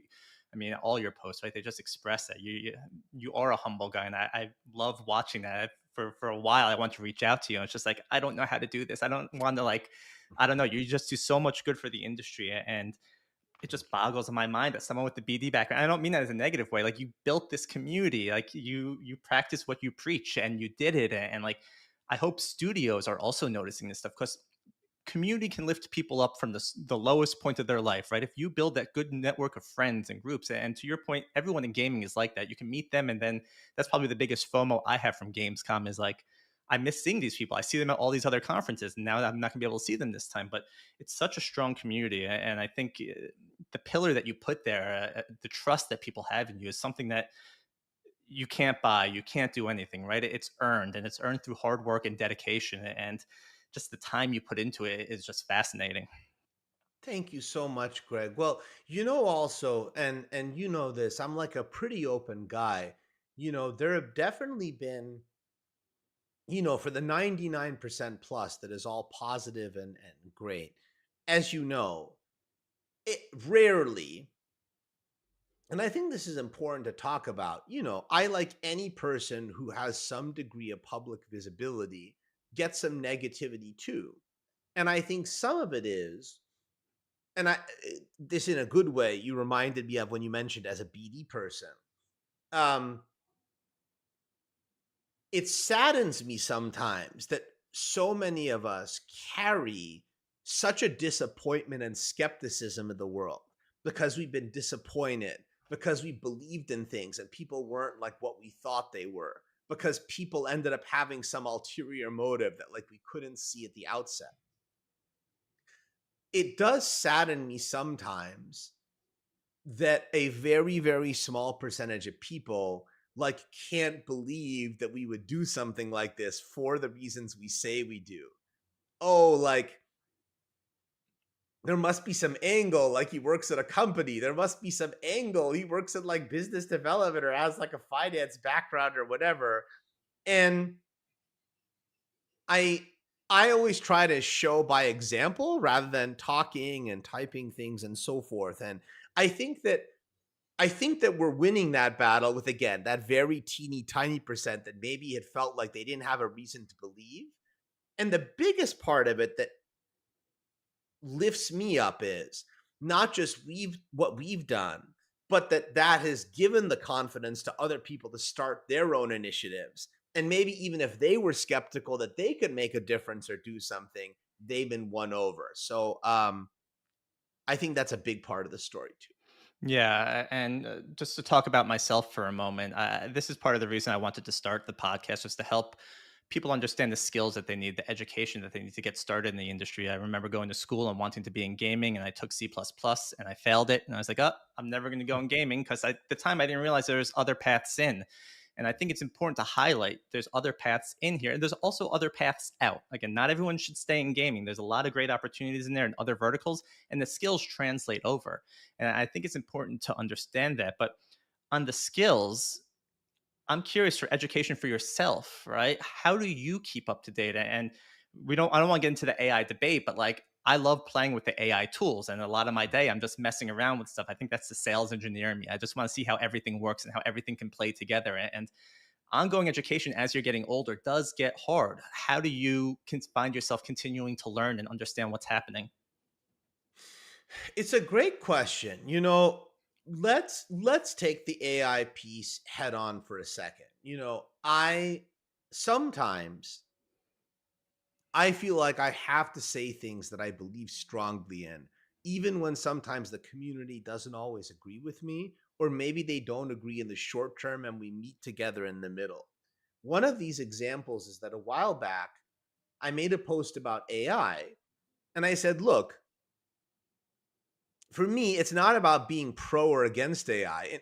In fact, if you force me to be like, well, what am I? I'd be, if anything, I'm probably more anti AI than I'm pro because of many things I worry about for it. But the thing that I really am pro is people in our community being employed.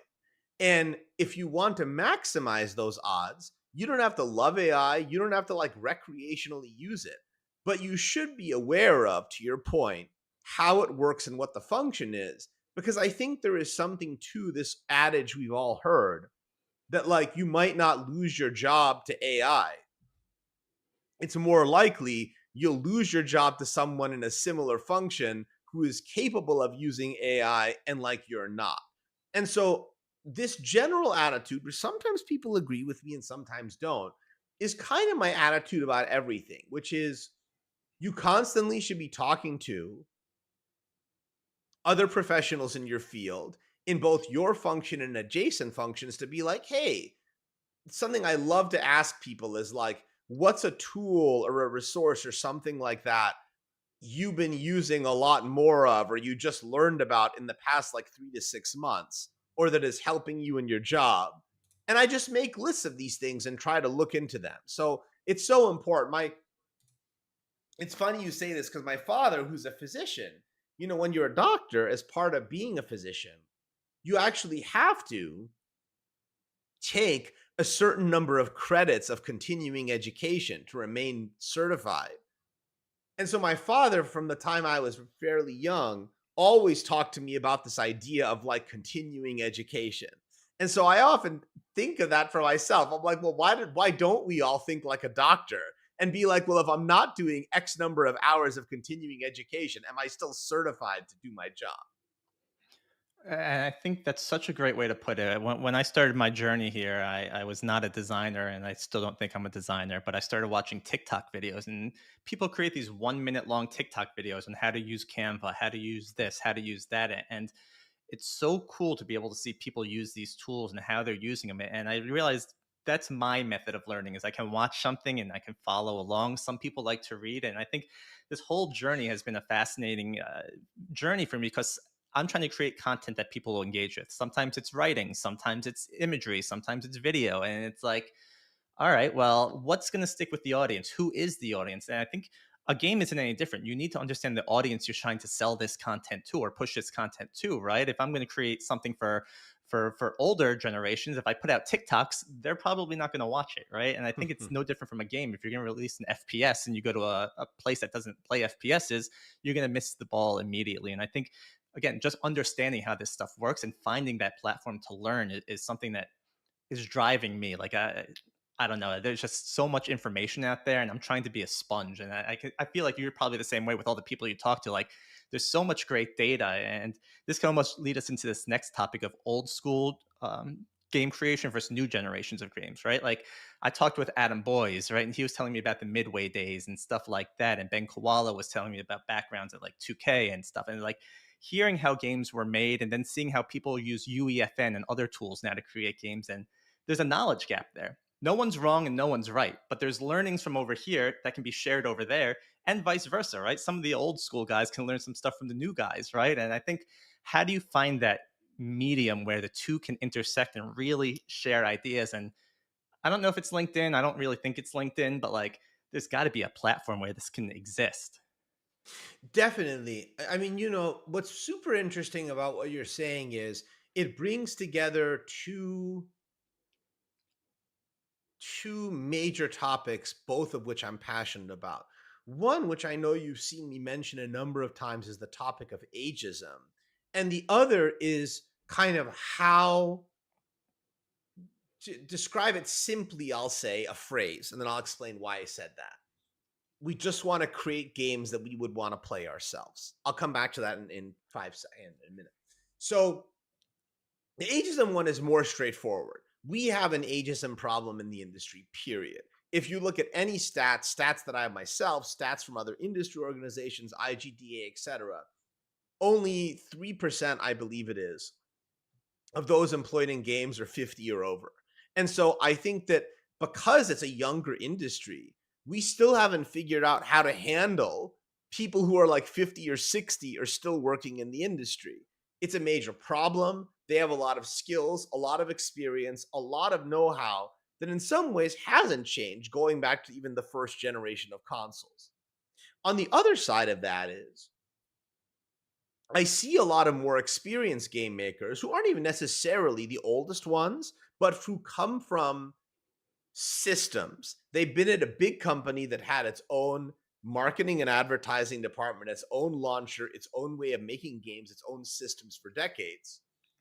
And now they're out of that system, or even they're still within that system, but the times have changed, and they're still making the games that they had wanted to make in like 2000. And I think it's so critical, and some people I observe do this better than others. Even if you don't love Roblox or UEFN or insert here, you have to play everything and see everything to understand like what the zeitgeist is, what people want, what different people want to play. A version of this that I see a lot these days, and I'm sure you do too, is there's a lot of interesting debate about, will we even have consoles in 15 years? Certainly, Xbox seems to be betting big in a level of agnosticism of where you play and on what you play. And I think the related point of that is, we could end up being dinosaurs in 10 to 15 years, where this type of experience that we really valued and grew up with, of like the prestige high AA, AAA title on the most bleeding edge console or PC, that is like a totally niche product or a smaller product, and the kind of instant game that you can stream or play in your browser is the dominant form of media consumption. We could bring up 50 examples like this, but the point is, you got to know about it to be as ready as you can be if and when it changes. Yeah, and there's so much change on that side right now. We're talking with companies like Pokey and Itch, right? That are doing the games I played in high school, right? We used to go to like addicting games and play these games, and like I feel like they're coming. Maybe they never left, but I left. But now I feel like they're coming back. And to your point, I was talking to another interview, and he said the reason gaming isn't growing as much as it can is because it's not unified. And he used the examples of VCR. He said when the VCR came out, originally, I forgot if it was RCA or who made the VCR, but he's like, if it only supported them, it wouldn't work good. But everyone made VCRs. That means anyone can go buy a $10 VCR, that you can go buy a $500 VCR, and it can still play those games. And I like that about the Microsoft model because I can have my phone, I can have a cheap computer, and I can still play the game. But I also see I love my Xbox. Like I'm a dedicated console player, right? Like I don't think I can live without my Xbox. Like I would pay for the hardware, but I understand that like if you want to penetrate more homes and more people, you need to find a medium that they're using, and it's not always going to be the console. And I think it was a fascinating take because I understand both sides of it. And I don't know. I know I think Nintendo's the only one that does make money off the sale of their console, and it's not much, but it's a fascinating look at it. Hey, how do you grow this to an audience that's not gaming already, and maybe they just don't want a game, right? Not everyone is meant to game.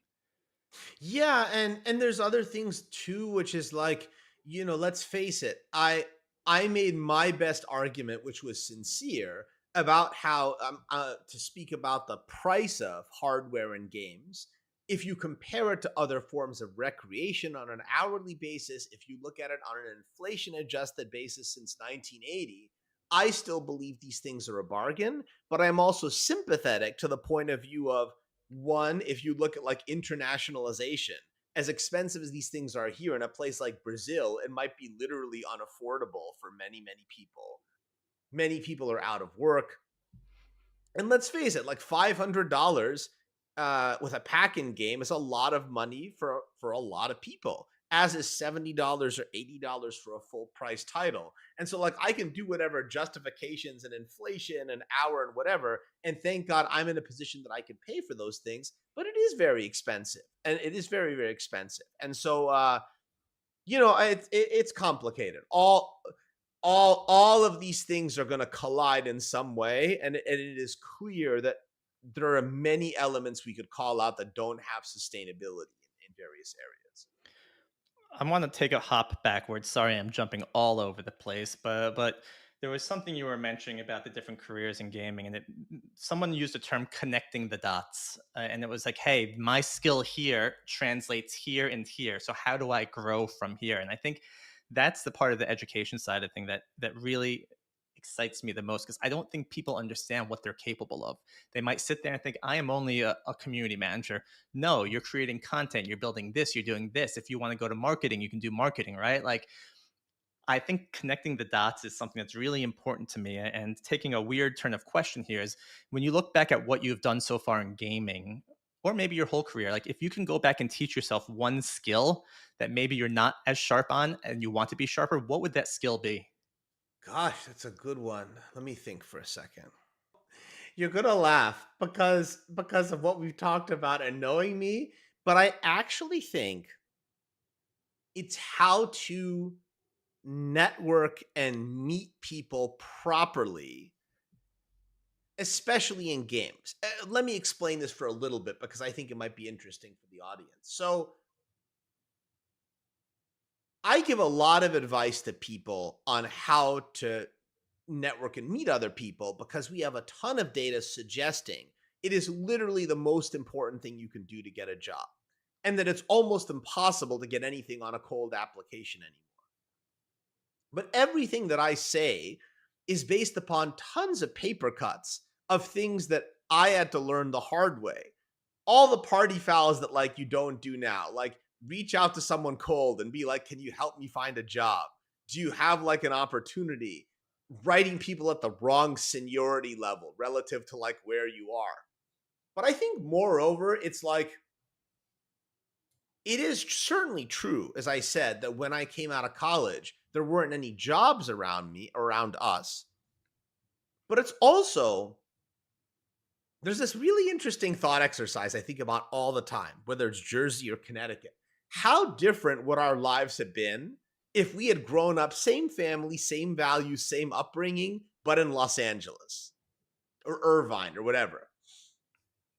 I dare suggest we would have had very different lives, very different cultural settings, companies, people, environments, etc. there's a big advantage, and even this is shifting as where jobs are geographically is shifting.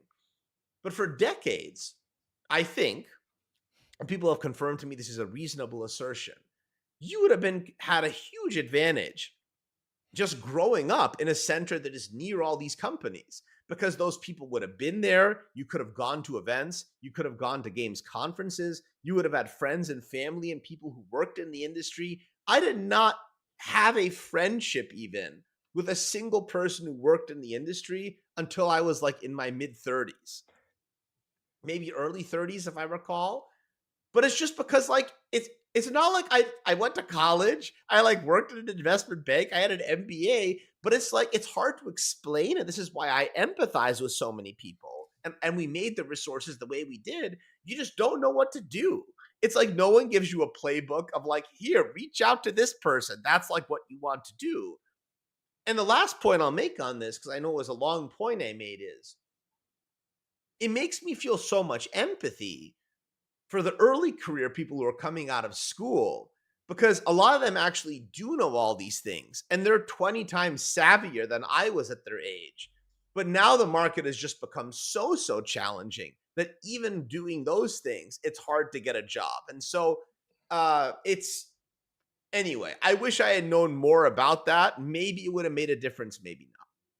I'm so curious, and it's funny you say the growing up thing because the other week my wife and I were driving and we passed one of the schools I applied for and I didn't go to, and I met my wife in college. I was like, "Oh, if I would have went to this school, we would not be in this situation right now because I wouldn't know you." Like everything happens, it's like a plan, right? Like you're just following life's plan, and it all plays along. And I'm curious now that like the world is smaller today. I can get news from across the world in a second, right? And growing up, it wasn't the case. If there was a game, if E3 was going on, right, we'd have to wait till that night or the next day until something gets posted about that. But now, like, I'm curious if growing up, where you grow up matters as much. And obviously it does for financial reasons, how affluent you are and what you can do. But the way that tools like Unity are even out there, and you see people creating games in these other countries that never have, and it's just such cool stuff coming out. So I feel like the world is getting smaller, but I understand where you're coming from as well. Yeah, it's definitely changing. I still believe though, uh we still remain a hub concentrated business.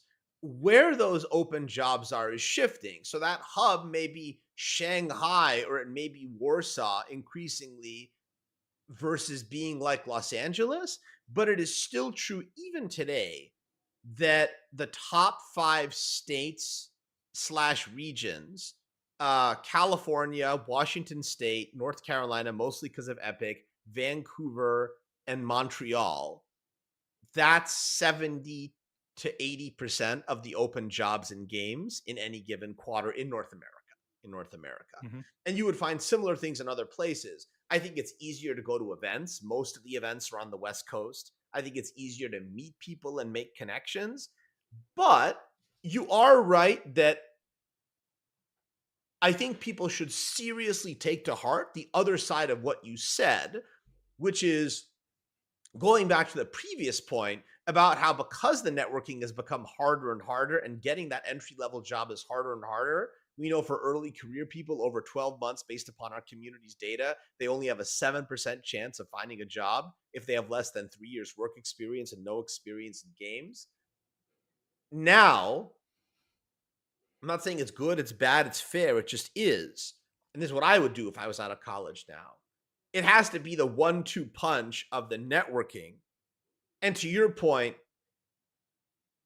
blending what you said about learning skills and being able to do anything from anywhere, you have to have something you can show, especially if you haven't been able to get a job. Project, portfolio, game, your own content creation or branding. It's like pick one and basically you can't go wrong, but you need something that allows you to show people that you have expertise. I love the idea about networking. And I think when it comes to networking for people out of college, it's tough and it's scary, right? It's probably a lot of intimidation of these guys have been doing it for years, right? And you probably have, whether it be kind of imposter syndrome or you just don't feel like you should be reaching out to people. From my experience, when you reach out to people, most people are super friendly and willing to at least say hi back to you. But do you have any tips on maybe where you've seen your networking get better? I know you said you still want to work on it, but like, are there any things that you do while networking that maybe people can learn from? The biggest tip I always have for people is, I often think about something I talk about a lot is thinking about a framework of normative versus positive things, by which I mean, right, what is versus what we wish was. Why am I mentioning this? What I tell people all the time about networking is networking properly is one, something you should be doing all the time. And two, to do it properly, it's something that takes 12 months minimum. It probably takes years. One of the things that I really work hard on and try to message all the time is, and actually you could say that about anything, not just networking, looking for jobs, being aware of what opportunities are out there is, you don't just keeping your LinkedIn profile well edited and so forth. Way too much of the time, people are like, oh, unfortunately, I just lost my job. Time to start networking. Time to start doing LinkedIn. And I'm like, no, no, no. Like, you need to be doing that all the time. Or the reverse. They're like, I just got a job. Thank God I don't have to post on LinkedIn anymore and I can like disappear. I'm like, no. And it's like, the reason this is so important is it completely colors how you network and interact with other people. If your attitude is now, and this is easy for me to say because I'm not the one in a position now, although I've been unemployed in the past. I'm not the one in the position who has to pay bills, who's going to lose his house, who has medical bills to pay. But my flip side to that is, I think for me, and I've done this, so I've walked the walk. I mean, until I was 38, you do what you have to do to pay your bills and keep a roof over your head. And then you network like crazy. If you have a 1 year plus horizon, you can now reach out to someone and just say, I'd like to get to know you better. I'd like to chat. And you can mean it. And there's not like a secret agenda that like by email 3 year, like be like, can you get me a job? Doing that does not get you the job. What gets you the job, in my opinion, is the person on the other side says, man, Greg is like so cool and he's like so fun to talk to. And the last piece I'll say is, for me, even now, when I meet other people, and I'm not even looking for work, I'm just trying to make friends or make connections, I find the most enjoyable conversations that lead to me having a relationship that has power with someone isn't some high-minded, and certainly you can have those conversations too, but it's not some high-minded conversation about like, I don't know, subscription monetization trends or whatever. It's just like relaxing. It's talking about nonsense. It's talking about like what people are playing, how their families are, where they went on vacation. And so I think the more you can just level down conversation and intensity from like the one end of the scale, which I think you should never do, which is like, can you get me a job? To, I just want to spend time with you and have a fun conversation with you as a human. That is what gets you where you want to go, but it takes a lot of time. It does. And it's tough to ask these questions sometimes, right? I was just talking to one of my old sales guys, right? And like, it's hard to ask for the sale, right? You can become best friends with someone, right? And eventually you need to sell them something, or you may want to, right? Depending on what approach you take. But like, I feel like there's a lot of tough things that you need to be able to take a look at yourself and say, hey, these are the skills I'm good at or the skills I'm not good at. But if you're building a relationship to get a job, right, after you become friends, you might want to keep your eyes open and be like, hey, can you help me with this? Or do you know anyone in this position, right? I think that's the beauty of building that relationship, is that you're not using me or I'm not using you. We're friends. And then maybe a year down the line, I say, hey, do you know anyone that's looking for this? And I think, again, I think that's why networking events are important, right? This is the Gamescom, the GDC events. You can meet these other people. They're right there. And like you said, you talk about fun stuff. You don't talk about business there. And then you continue that conversation afterwards. Yeah, and the bar has changed too. Like, I didn't go to my first GDC, in fact, until this last year, if you can believe it. And I didn't go to my first major games event until Gamescom in 23, even though I started in 2020 because of COVID and people weren't traveling and stuff. Anyway, people tell me, although I never saw it myself, that in GDC of many years past, you'd go to stuff at GDC and there'd be recruiters from many, many companies, and they'd be having conversations and talking to candidates, and many of that very quickly would lead to jobs. Many people talk about networking and talking to others, and it's like, oh, like, do you have anything? They'd have a side conversation and go somewhere. I don't just believe this is true at games, but I certainly hear from many friends in tech this is true. Everything has just become a lot more standardized. The ease with which someone can, like, off book be like, oh yeah, we'll find something for you, we'll figure it out, let's take your CV, let's get you into a loop. There's just too many people now. There's too many people applying. Everybody is now getting more smart about working all these angles. And so that stuff still plays. But I would say, one, I think the bar of a solid relationship that you need for it to actually give you a leg up has become a lot higher because they're just getting so many inbounds from so many people. And I also think, which is probably not a bad thing, everything has just become a lot more professionalized. And so I think the idea that someone's going to say something to you besides, hey, you just got to go on the site and put in your application, but it'll at least get you in the pile that will get reviewed for, like, phone screens. Now everyone basically has to go through that. I remember when I came out of college, I'm sure it was the same for you. I mean, Jesus, it, like, makes me feel like a dinosaur. Like, places were still taking paper applications. And again, two sides of the equation. Some people will say correctly that was a bad thing because it excluded a lot of people from the process. But in some ways, you could also maybe argue it was a good thing because it raised some barrier to entry. It meant that you had to make a little bit more of a connection to the hiring team. So I can see both sides. I've spoken to a few studio leads recently, and the one thing that kept coming in common is that they all started with a financial modeling background. And you mentioned models before, and I don't think you meant it in the same way. But I'm curious if you can look at the industry and you can say, hey, this all falls into, it doesn't fall into a model, but does it fit a mode? Do you see a reason why people are starting in financial modeling and making their way into gaming? I think I do. And I think there's a side to this that I think is maybe better and a side that I think that is worse. The better side is I encourage everybody. I say this all the time. Whether you're an artist, engineer, UX, BD, doesn't matter what your function is. I think every person should have a basic understanding of corporate finance that you can learn through any number of MOOCs or YouTube courses online. Understanding how to read a 10K, understanding how the financials of a business work, because increasingly, let's face it, there's a lot more scrutiny on investment and costs. And, like it or hate it, having some type of thoughtfulness about pursuing an audience, monetization, having, like, a long tail on games, it's just more and more important.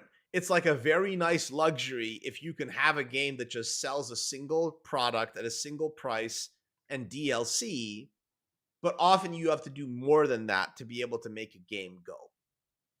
So I think that's good to know about and a good general life skill to have because you want to know why people are making decisions. The flip side of it, having worked at Amazon for 5 years, is, and there are a lot of very, very good things about that environment, but you also have to be cautious that, like, the bean counting doesn't too much run the business and you don't end up, like, green lighting repeatedly large projects with large investment, large numbers, because that's the one that, like, looks the most appealing the further you push it up into the spreadsheet. And so I think that there's that. At other companies, certainly you'll know which ones I mean. A lot of people feel that sometimes, again, too much of that ruins the creativity, makes kind of cynical projects that are too monetization heavy. So as with many things, I can see it cutting. It's fun you said that. I keep saying recent conversations I had. Sorry, but one was about following market trends. And if you're following a market trend, you're already too late. You need to be the one setting the trend, because if you start doing it when people set the market trends, that means there's already people ahead of you, right? These games have already been created. There's going to be a market built, and you're going to start chasing the leader. But if you can build something that you want to build, something that maybe doesn't exist, but is underrepresented, you're going to have a better chance at finding a large audience. It sounds like that, along with the financial idea of like understanding how a gameplay loop works, or a user loop. Hey, I find the game, I go into the game, I play the game, I leave the game and come back, right? And I think that's where these models start to make sense to me, at least. Like that's how I see the world, but I realize other people are probably going to see it a little different than I do. Yeah, and something that gets talked about a lot is, every time there'll be a really breakout game like Claire Obscure, it's like inevitably there'll be the like 700 posts about like, well, here's what they did well, and like here are the 6 things to take away. And it's like, again, to your point, well, too late. Like, the reason those things work is they're ephemeral, and you get a lot of copycats, and some copycats do work, but yeah, again, you have to have your own take, your own angle. Yeah, and I'm guilty of this, right? But I see a lot of content online about monetization. Here's how Clash of Clans did it. Like, all right, like this is death by data now. Like we get it, but you have to understand how it works, right? It's not just about the numbers; it's the process behind it, right? Like Clash of Clans isn't great because their monetization strategy is good. It's because they created a great game with a great gameplay loop that players want to play. Like it's more complex than that, but it's also not. Like if you can create a good game and then you can build a good audience around it, like again, I think people have this. I love data, right? But I think it's death by data at a certain point, right? It's just like, all right, I know there's a lot of live op shooters out there right now, right? Like they're making a lot of money. Let's create another one. Like, no, let's back up and take a bigger look at what's going on in the industry. And I think people are just too busy chasing the quick dollar to think about, hey, there's a bigger picture here.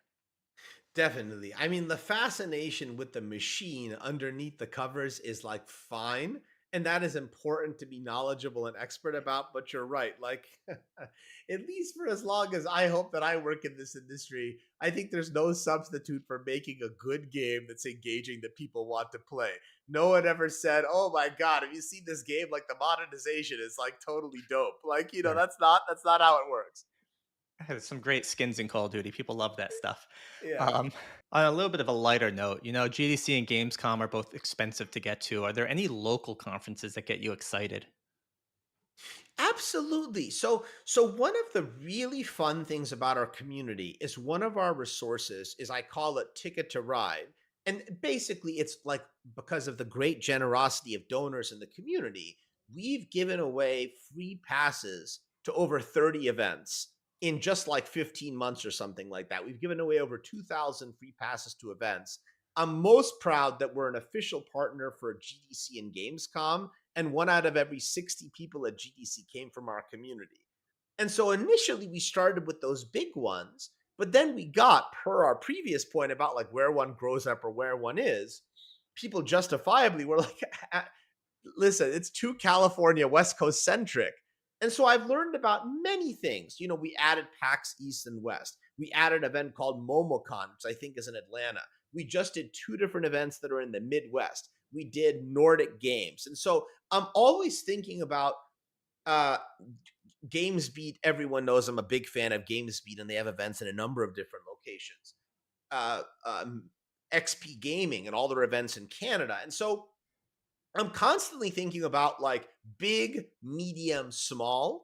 And I would say a word about the small, which is there's many good sites. If one does a Google search for like games events, of the small to like mid category of like truly like local meetups, smaller things like that. And so uh, I think I can confidently say, except in maybe some extreme edge case scenarios, pretty much wherever you are, certainly I would say in an environment that I can speak the most comfortably to, which is North America, you will find that in most places, there'll be a group for your area, they'll have a Slack, they'll have local events, and that there's a whole range of things that you can go to. And certainly we, like many other organizations, try to help. Travel and hotels, I know, are very expensive and that's tough, but we at least try to help with the passes. I think that's awesome, and I thank you for all that you do. That I see so many people in the industry benefiting from that. And I think it's again, it's just a good thing to do. There's nothing better than doing good for someone, seeing someone kind of succeed, right? I think that's the greatest feeling I've ever felt is helping people get that next step in their level, and there's just this joy you feel that you can't describe. It's just like you feel good, and you also know you have an ally know there somewhere else, right? It's part of networking. It is so good. And again, it's another good test. It's certainly different if you've been in the industry and you kind of know things are at. But if you're someone who's like early career or is making a career switcher, I can't emphasize enough how valuable these events are because it'll also give you a chance to really ask. Like, I feel like people understandably get so caught up in just wanting to get a job. I feel like that's fine, but it's also so important just to get to know about it. Like, ask someone, like, what do you do on a day-to-day basis? Like, what is it like? Is that something I want to do? Like, it's a very valuable conversation to Those are great questions to ask, and I can't disagree at all. I have two more quick questions. I don't want to take up too much of your time. have. These are just more of my kind of fun questions I have. What game are you playing now? Right now, I'm doing a lot of mopping up. So I'm doing Mafia: The Old Country. I'm doing Donkey Kong Bonanza. I'm doing a lot of. So I went back on Switch 2 and I have this like ambitious 1 year plan alongside all this other crap that's going on of I want to go back and play all the 1P titles that I really liked in like 4K HDR now. So that's been really, really fun. Oh, and the new I have to go check out the new WoW patch as well. There you go. Second question was one that just fascinates me: is what did you have for breakfast? What did I have for breakfast? My so my mom, if I may humbly say so, is I think the best baker and chef in our community and in our family. I think she's amazing, and she makes so many things that I've eaten my whole life. And now that I live here, I get to enjoy them a lot. I'm back home. One of them is called Nune Shirmal, which I suppose directly translated from Farsi would be milk rub bread, but it's kind of something between. Uh, I don't even know what to compare it to. Maybe like a dense scone that's kind of like a little bit sweet and has kind of Persian Hmm. delicious aromatic flavors. I love them. And she'll make like 30 of them and bring them over because the kids like them too. Love it. Do you have a hard? I have one last question. Do you have a hard stop? Do you want to hop? No, no, no, please, Uh, please. All right, this is the last one, and it might be nowhere, but you've come so far from being the BD at Goldman and other companies, and I'm curious, what are you interested in doing next? The honest answer is I truly just love where I'm at. Like, I am at a point where uh you have points in your career where you're like, I want to get title X, or perhaps a better way of thinking about it, because I've never been that kind of orientation myself. I would like to have this type of scope or be in this different type of situation. I'm very lucky and grateful to Tencent that they give me the three things sincerely. That's all I wanted. I love being a BD in the industry, and that's the type of job I like doing the best. BD strategy, I get to do a little bit of both. I'm grateful that I can do my community work with the community because that means a lot to me and they respect that. And I really, really appreciate that I can do it from home in Farmington. So, like, honestly, if I've learned one thing in my career is things that companies, as so many unfortunately have found out over the past few years who are so talented, things can get pulled out from under you for so many reasons, for so many different moments. I just hope everything stays exactly like it is for as long as possible so I can keep enjoying it and helping.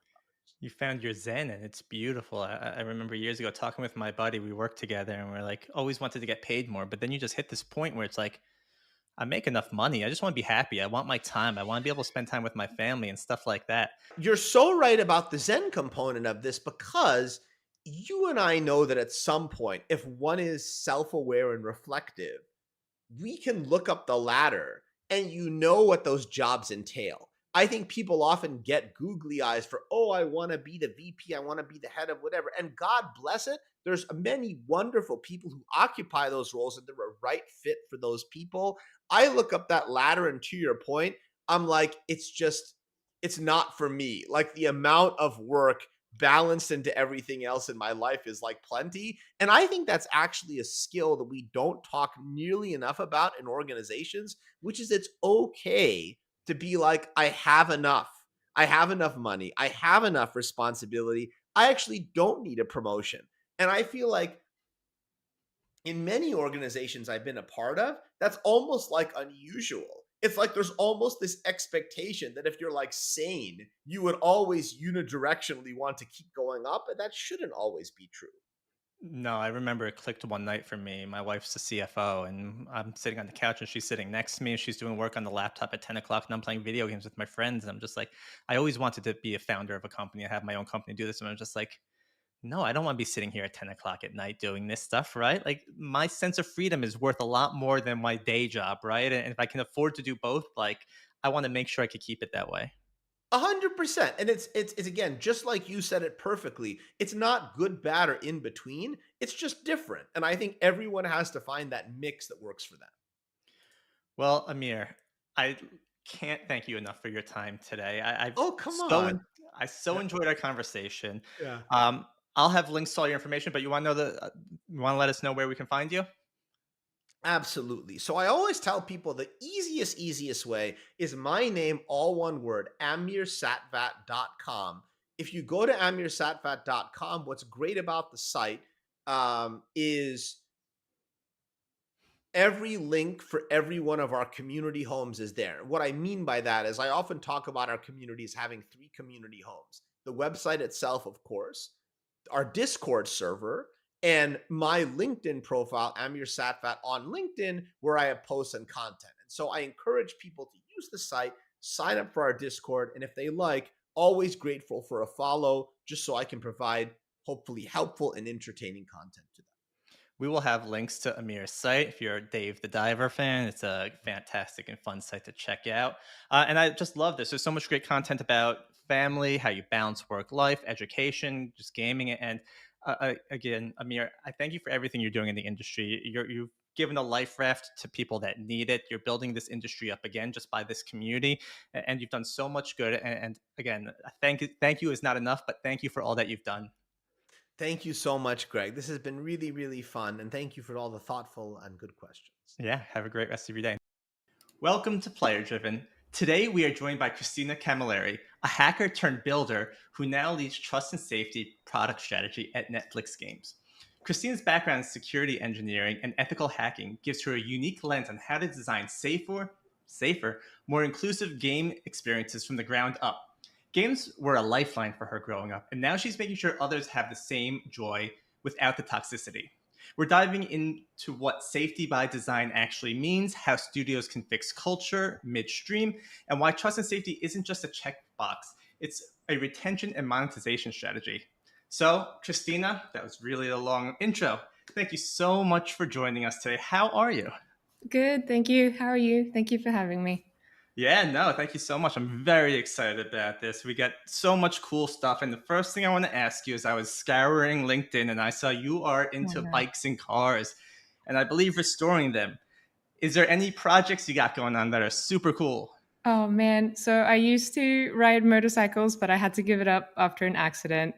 I almost got into restoring a Datsun and almost got a old Chevy Stingray, but nothing at the moment. My current, I guess, half project is my truck that I've kitted out to go overlanding, which is quite the change from classic cars and motorcycles, but it's been fun.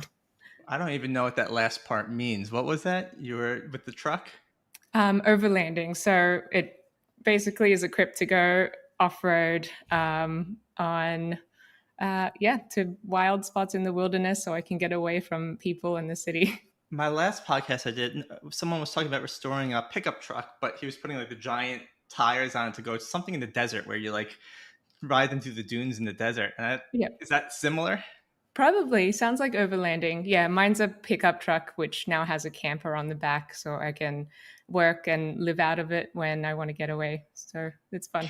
Can I ask how this hobby of restoration came to be? I think it stems back to enjoying taking something old or that was meant for something else and repurposing it to something that I like or enjoy more. I think it also stems back to my love for just taking things apart and figuring out how they work. And then in that process, when putting them back together, you realize you can put it back together sort of however you like and customize it. So that's probably where it stems from. So you're kind of a reverse engineering, and is that how you got? And we're gonna kind of break up how I wanted my flow to go here, but is this how ethical hacking came to be? You realized, hey, I could break this system. I want to go in. I think so. I think I've always had a bit of chaos gremlin in me. Again, I love figuring out how things works by breaking them. And yeah, that naturally translated into security. I think there's a thrill in learning how something works and then learning how to bypass them, especially systems that were supposedly locked down. So, yeah. So let's back up even more, because when we had our pre-call, we talked about your introduction to game, and it started very personal at a very young age. And you have you have so much cool experience. You were with BAE, you were with Riot, and you have so much security. And you came into the gaming world and brought that experience there. And you were telling me your story of how this all started, and I thought it was a beautiful story. If you wouldn't mind sharing, kind of why is gaming, or how did gaming get introduced to your life, and how did it help you kind of find a way? Yeah, I spent a lot of time alone as a kid. My mum works 3 jobs, and so when I was young, I was home alone a lot. So games were around. I think my first console that my mum spent a long time saving up for was an Xbox, and then I sort of naturally transitioned to a PC. And they weren't just entertainment for me; they were, as cheesy as it sounds, I guess, my second home. Um, I spent when I started playing on the PC, I spent a ton of time in games like StarCraft, Brood War, Dark Souls, Half Life, and then eventually sort of pivoted into online games like RuneScape. I think WoW took a decent chunk of my life, and MapleStory was, I think, the first MMO that I played as a when I was much younger. So that's sort of how I got in. I think just a lot of time home alone and then needing some kind of entertainment that allowed me to connect with either a different world or other people. Yeah, I mean, the Xbox is one thing getting started there, but when you start talking about your PC games, right, a lot of them just had to do with community, Yeah. right? It's just kind of, it's a weird question to ask. I don't even know how it comes across on a podcast, but me personally, in real life, I'm very introverted. I'm shy. I'm quiet, right? But online, you have the ability to kind of mask yourself and kind of be someone else. Is that the feeling you had growing up? Yeah, I was definitely a bit of an awkward and shy kid. I actually went to an all girls school, and why that matters is it was very difficult for me to find other like minded kids that were into sort of the same nerdy, geeky stuff that I was, especially at that age. So it was also a way for me to connect with other like minded people online. I actually made some of my really important and influential friendships. My first relationship actually came from someone that I met online, which is crazy to look back on. And I got to meet some of them in real life too. So yeah, I was a shy and awkward kid, but that was sort of a way that I could meet others, both online and in real life, that I could relate to a lot more. When you've turned on that Xbox for the first time, do you remember that first game that you played? Does that memory kind of sit in your mind? Oh man, I think the first PC games were a bit more coded into my memory, but I do remember it was one of those Xbox packages that came with 2 games with it. I think it was Grabbed by the Ghoulies and I don't Brute Force. That's what it was. It was Brute some Force. fairly cheesy. Sorry to anyone that loves that game. FPS where you could play as different characters. This is going off memory over 15 plus years ago, more than that, 20 plus years. Geez. So I do remember enjoying them, but I have much more fond memories of PC games. It's funny. I mean, Brute Force. I remember that game so well. They were like Oh hyping man, it up to be really? the next Halo. I think there's like an alligator guy in Yes, it, there and was an alligator guy. He was my yeah, I'm just favorite. like, wow, that was. I remember getting it, and I liked it, but yeah, no, that didn't work out. Apparently, how they planned it to be.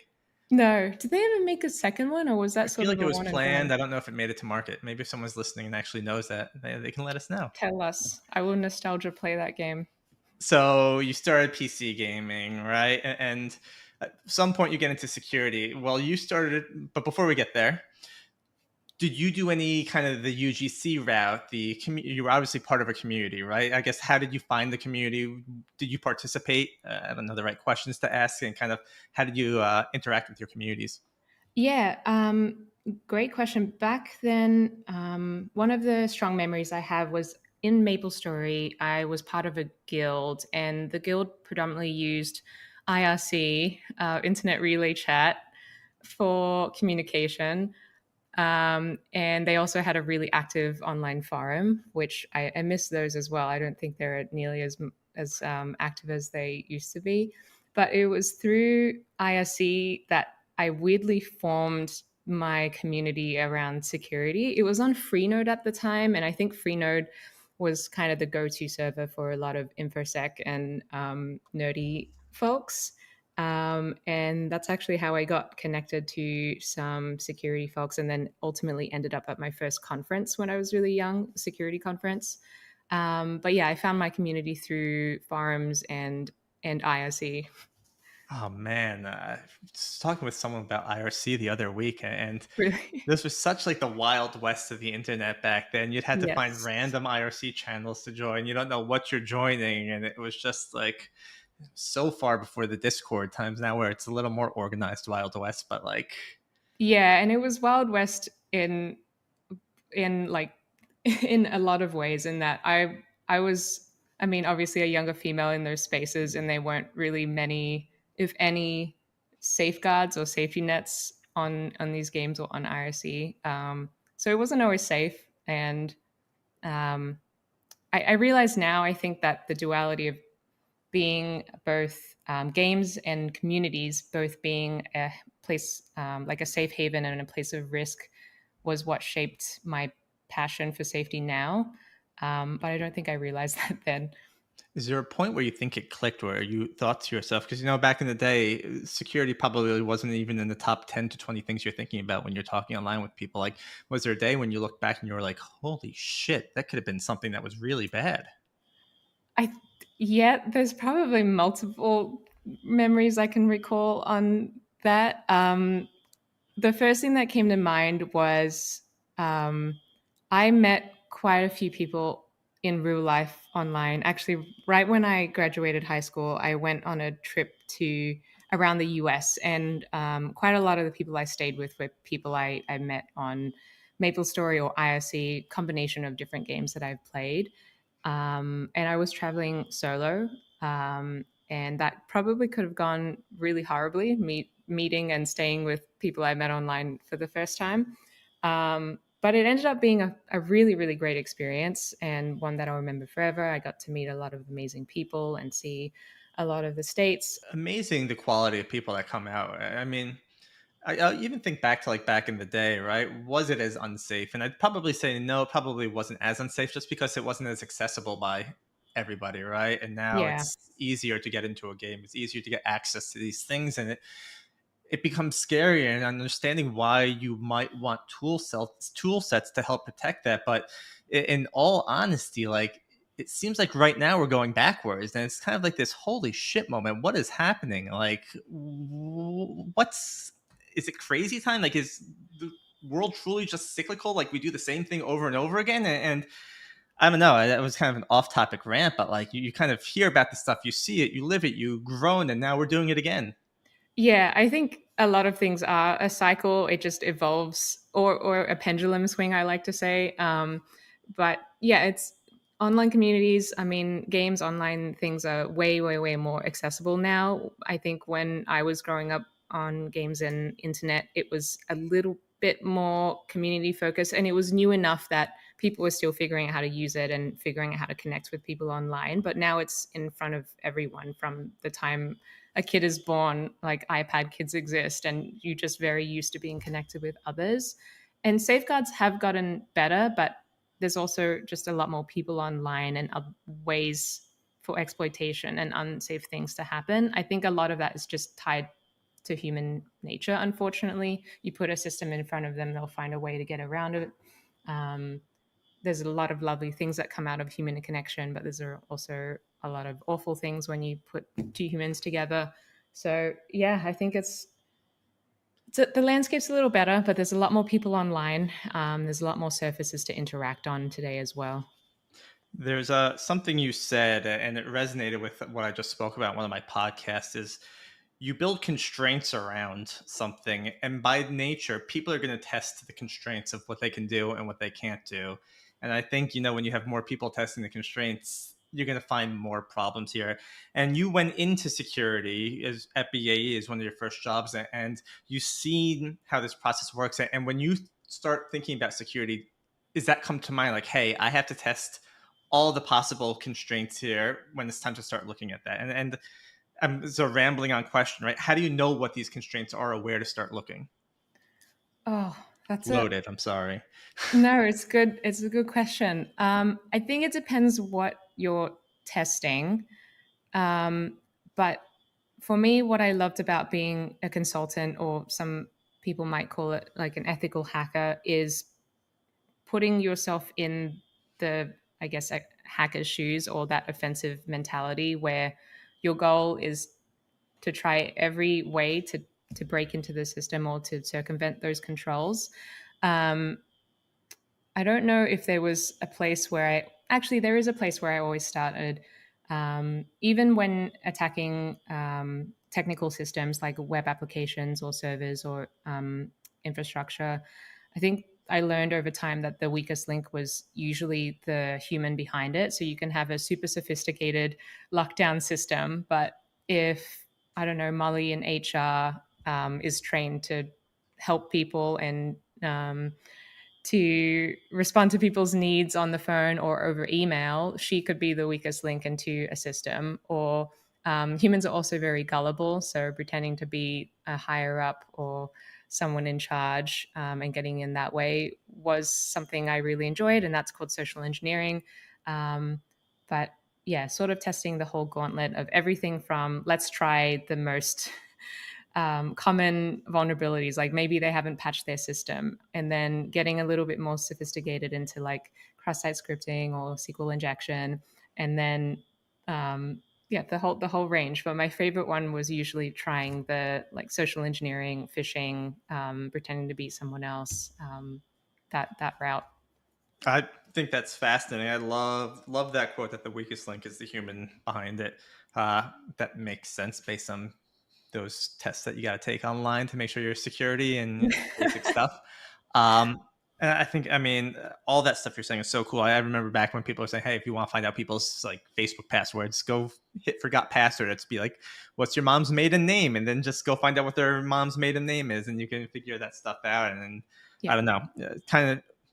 How did you realize that this was a passion that you? I guess you kind of answered this, but like, how did you realize that this was your passion, that you wanted to go down this route?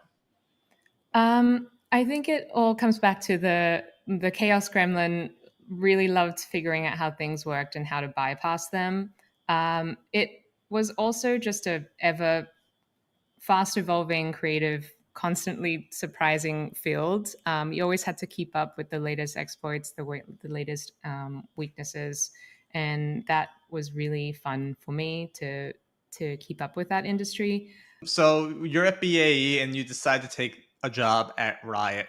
And Riot, I think, is known for their player safety, player support. I think there's a gentleman there, Wes, who I follow on Yes, LinkedIn. Wes is great.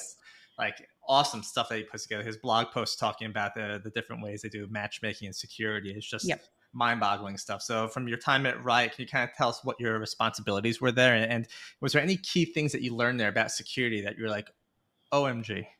Yeah, before I get into that real quick, I think there was a shift for me going from consulting and ethical hacking into Riot, which was while I really love the thrill of breaking things over and over and finding exploits and weaknesses, what often happened is we'd hand the report over to the client that we were working for. And sometimes they would care and they would patch those systems, but most of the time, I guess it felt like we were giving them their dirty laundry and saying, like, this is a terrible analogy. Hey, here's your dirty laundry, go clean it. And then we come back a quarter later or a year later, and then we'd see the same pile of dirty laundry. And that over time made me start feeling a little bit hollow. Like, breaking is fun, but what's the point if no one is taking it seriously or no one is fixing it? And I think that's what got me transitioning from consulting to going to Riot Games, was wanting to help companies fix some of the issues that they had, and work more closely with the company to help them care and help them be less likely to be attacked by external folks.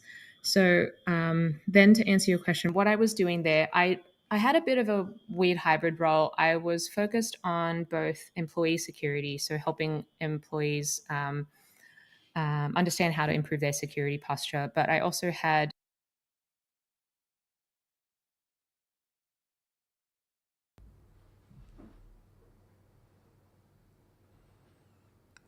Hello, we are coming back.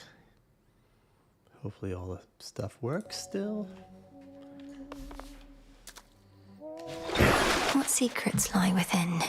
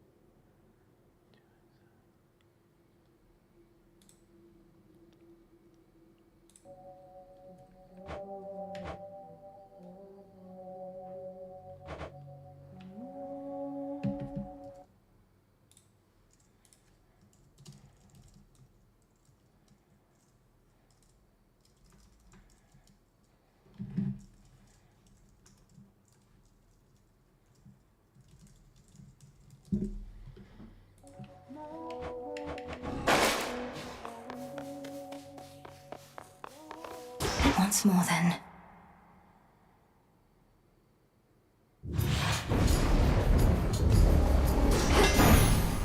I was born for this.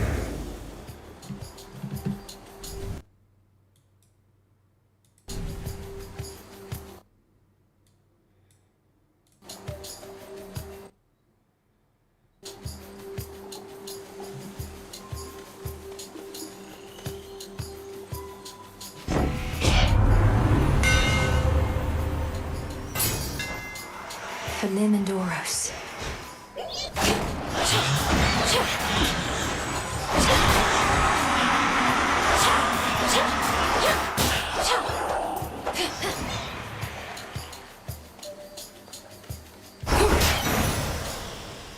As expected.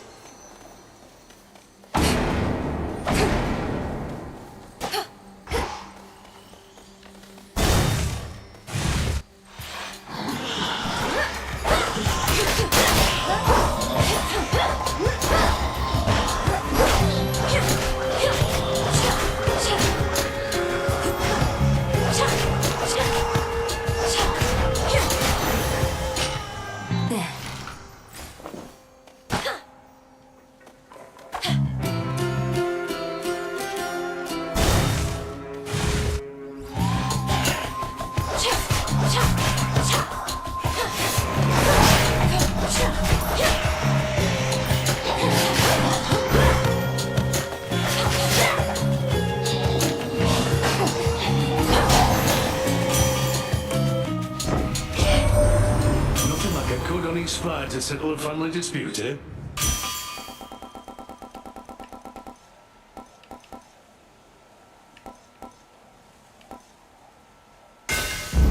Stronger.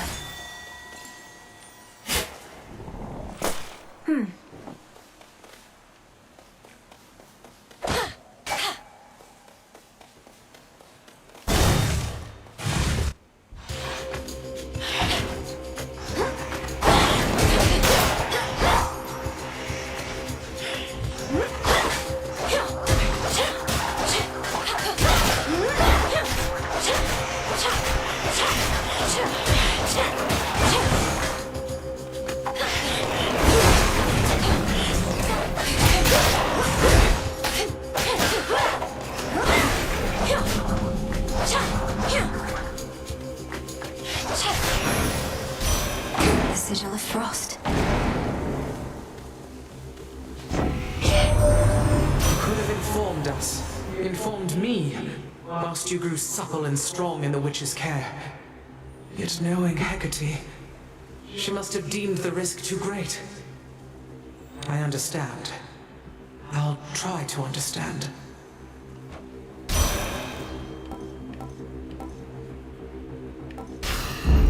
I accept this gift.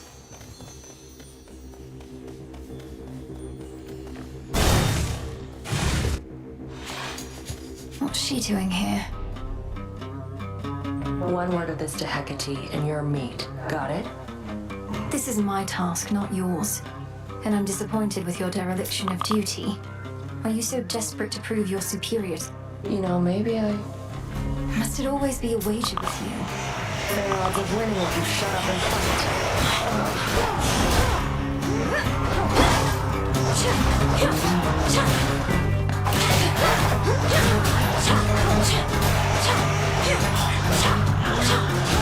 That's what you get.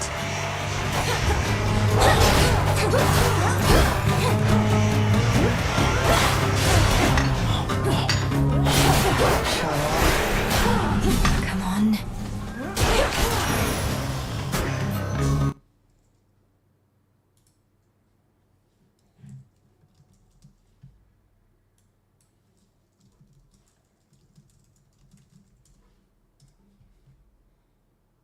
Easy. Ugh, I concede. Surprised you didn't bail out with that return trick of yours. You don't know anything about me. What are you thinking being this far from... I'm thinking. That's something. Look upon me.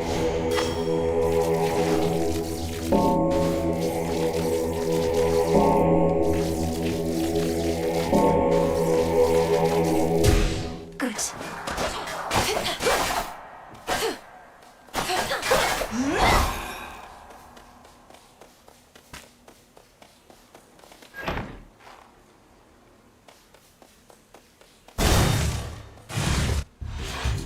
Come, wastrels.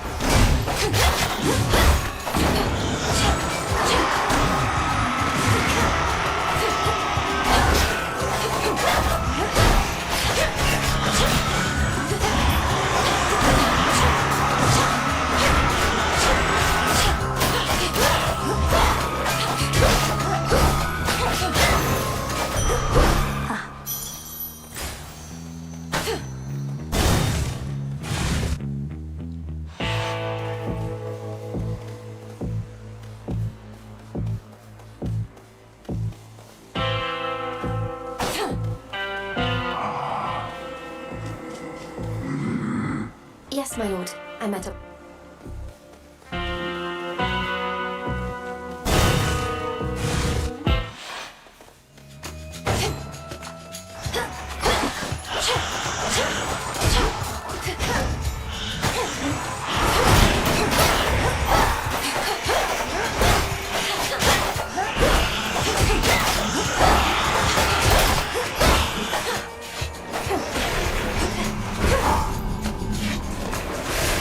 Yeah.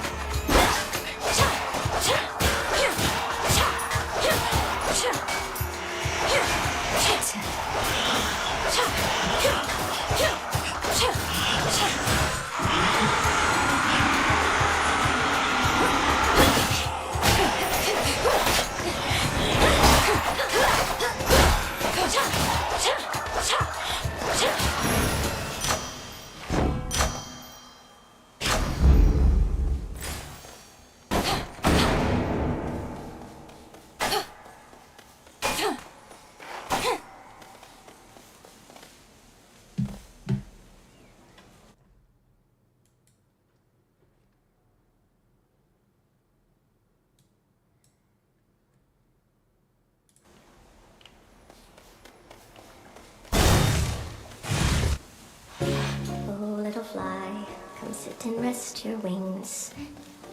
You've a customer. Carefully.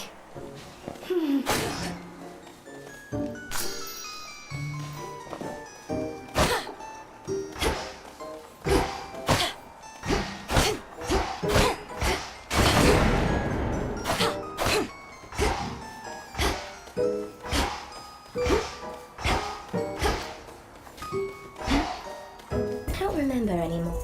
Don't speak that way. Save your pity for another soul, my friend. Right away. It's perfect.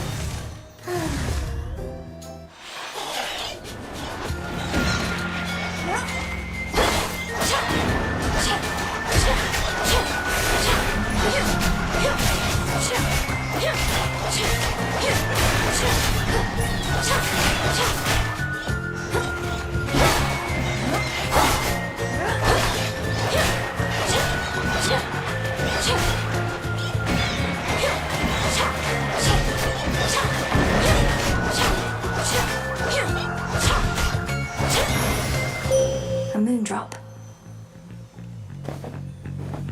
I draw you down, O moon. Lend me your light. Our charge as Silver Sister. Behold my light.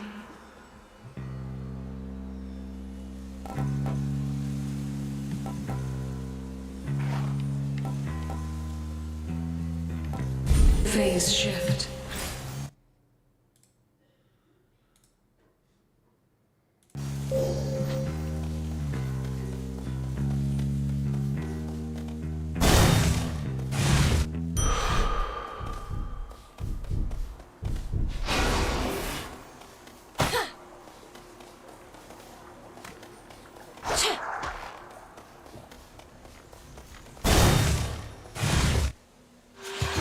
Not even a scratch. You surpassed me. Come, headmistress. Good fortune. The all-consuming flame.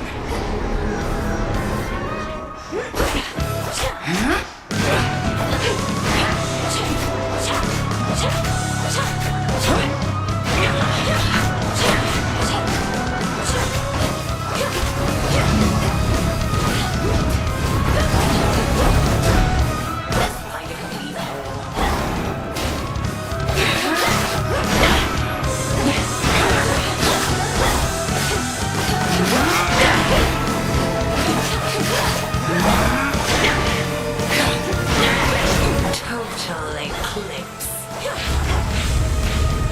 To me, my sisters.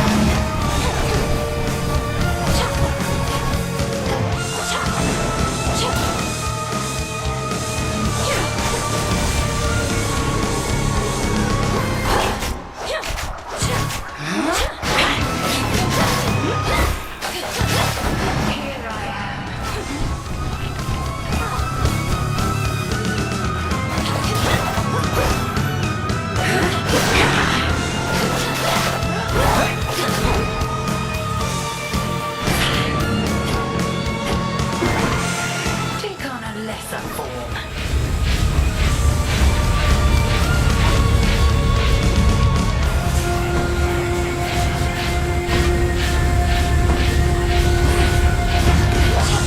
Total eclipse.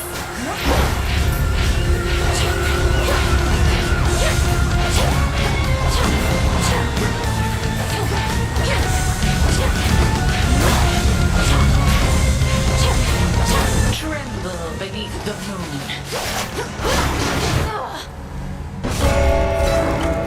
The moon was witness to our clash this night.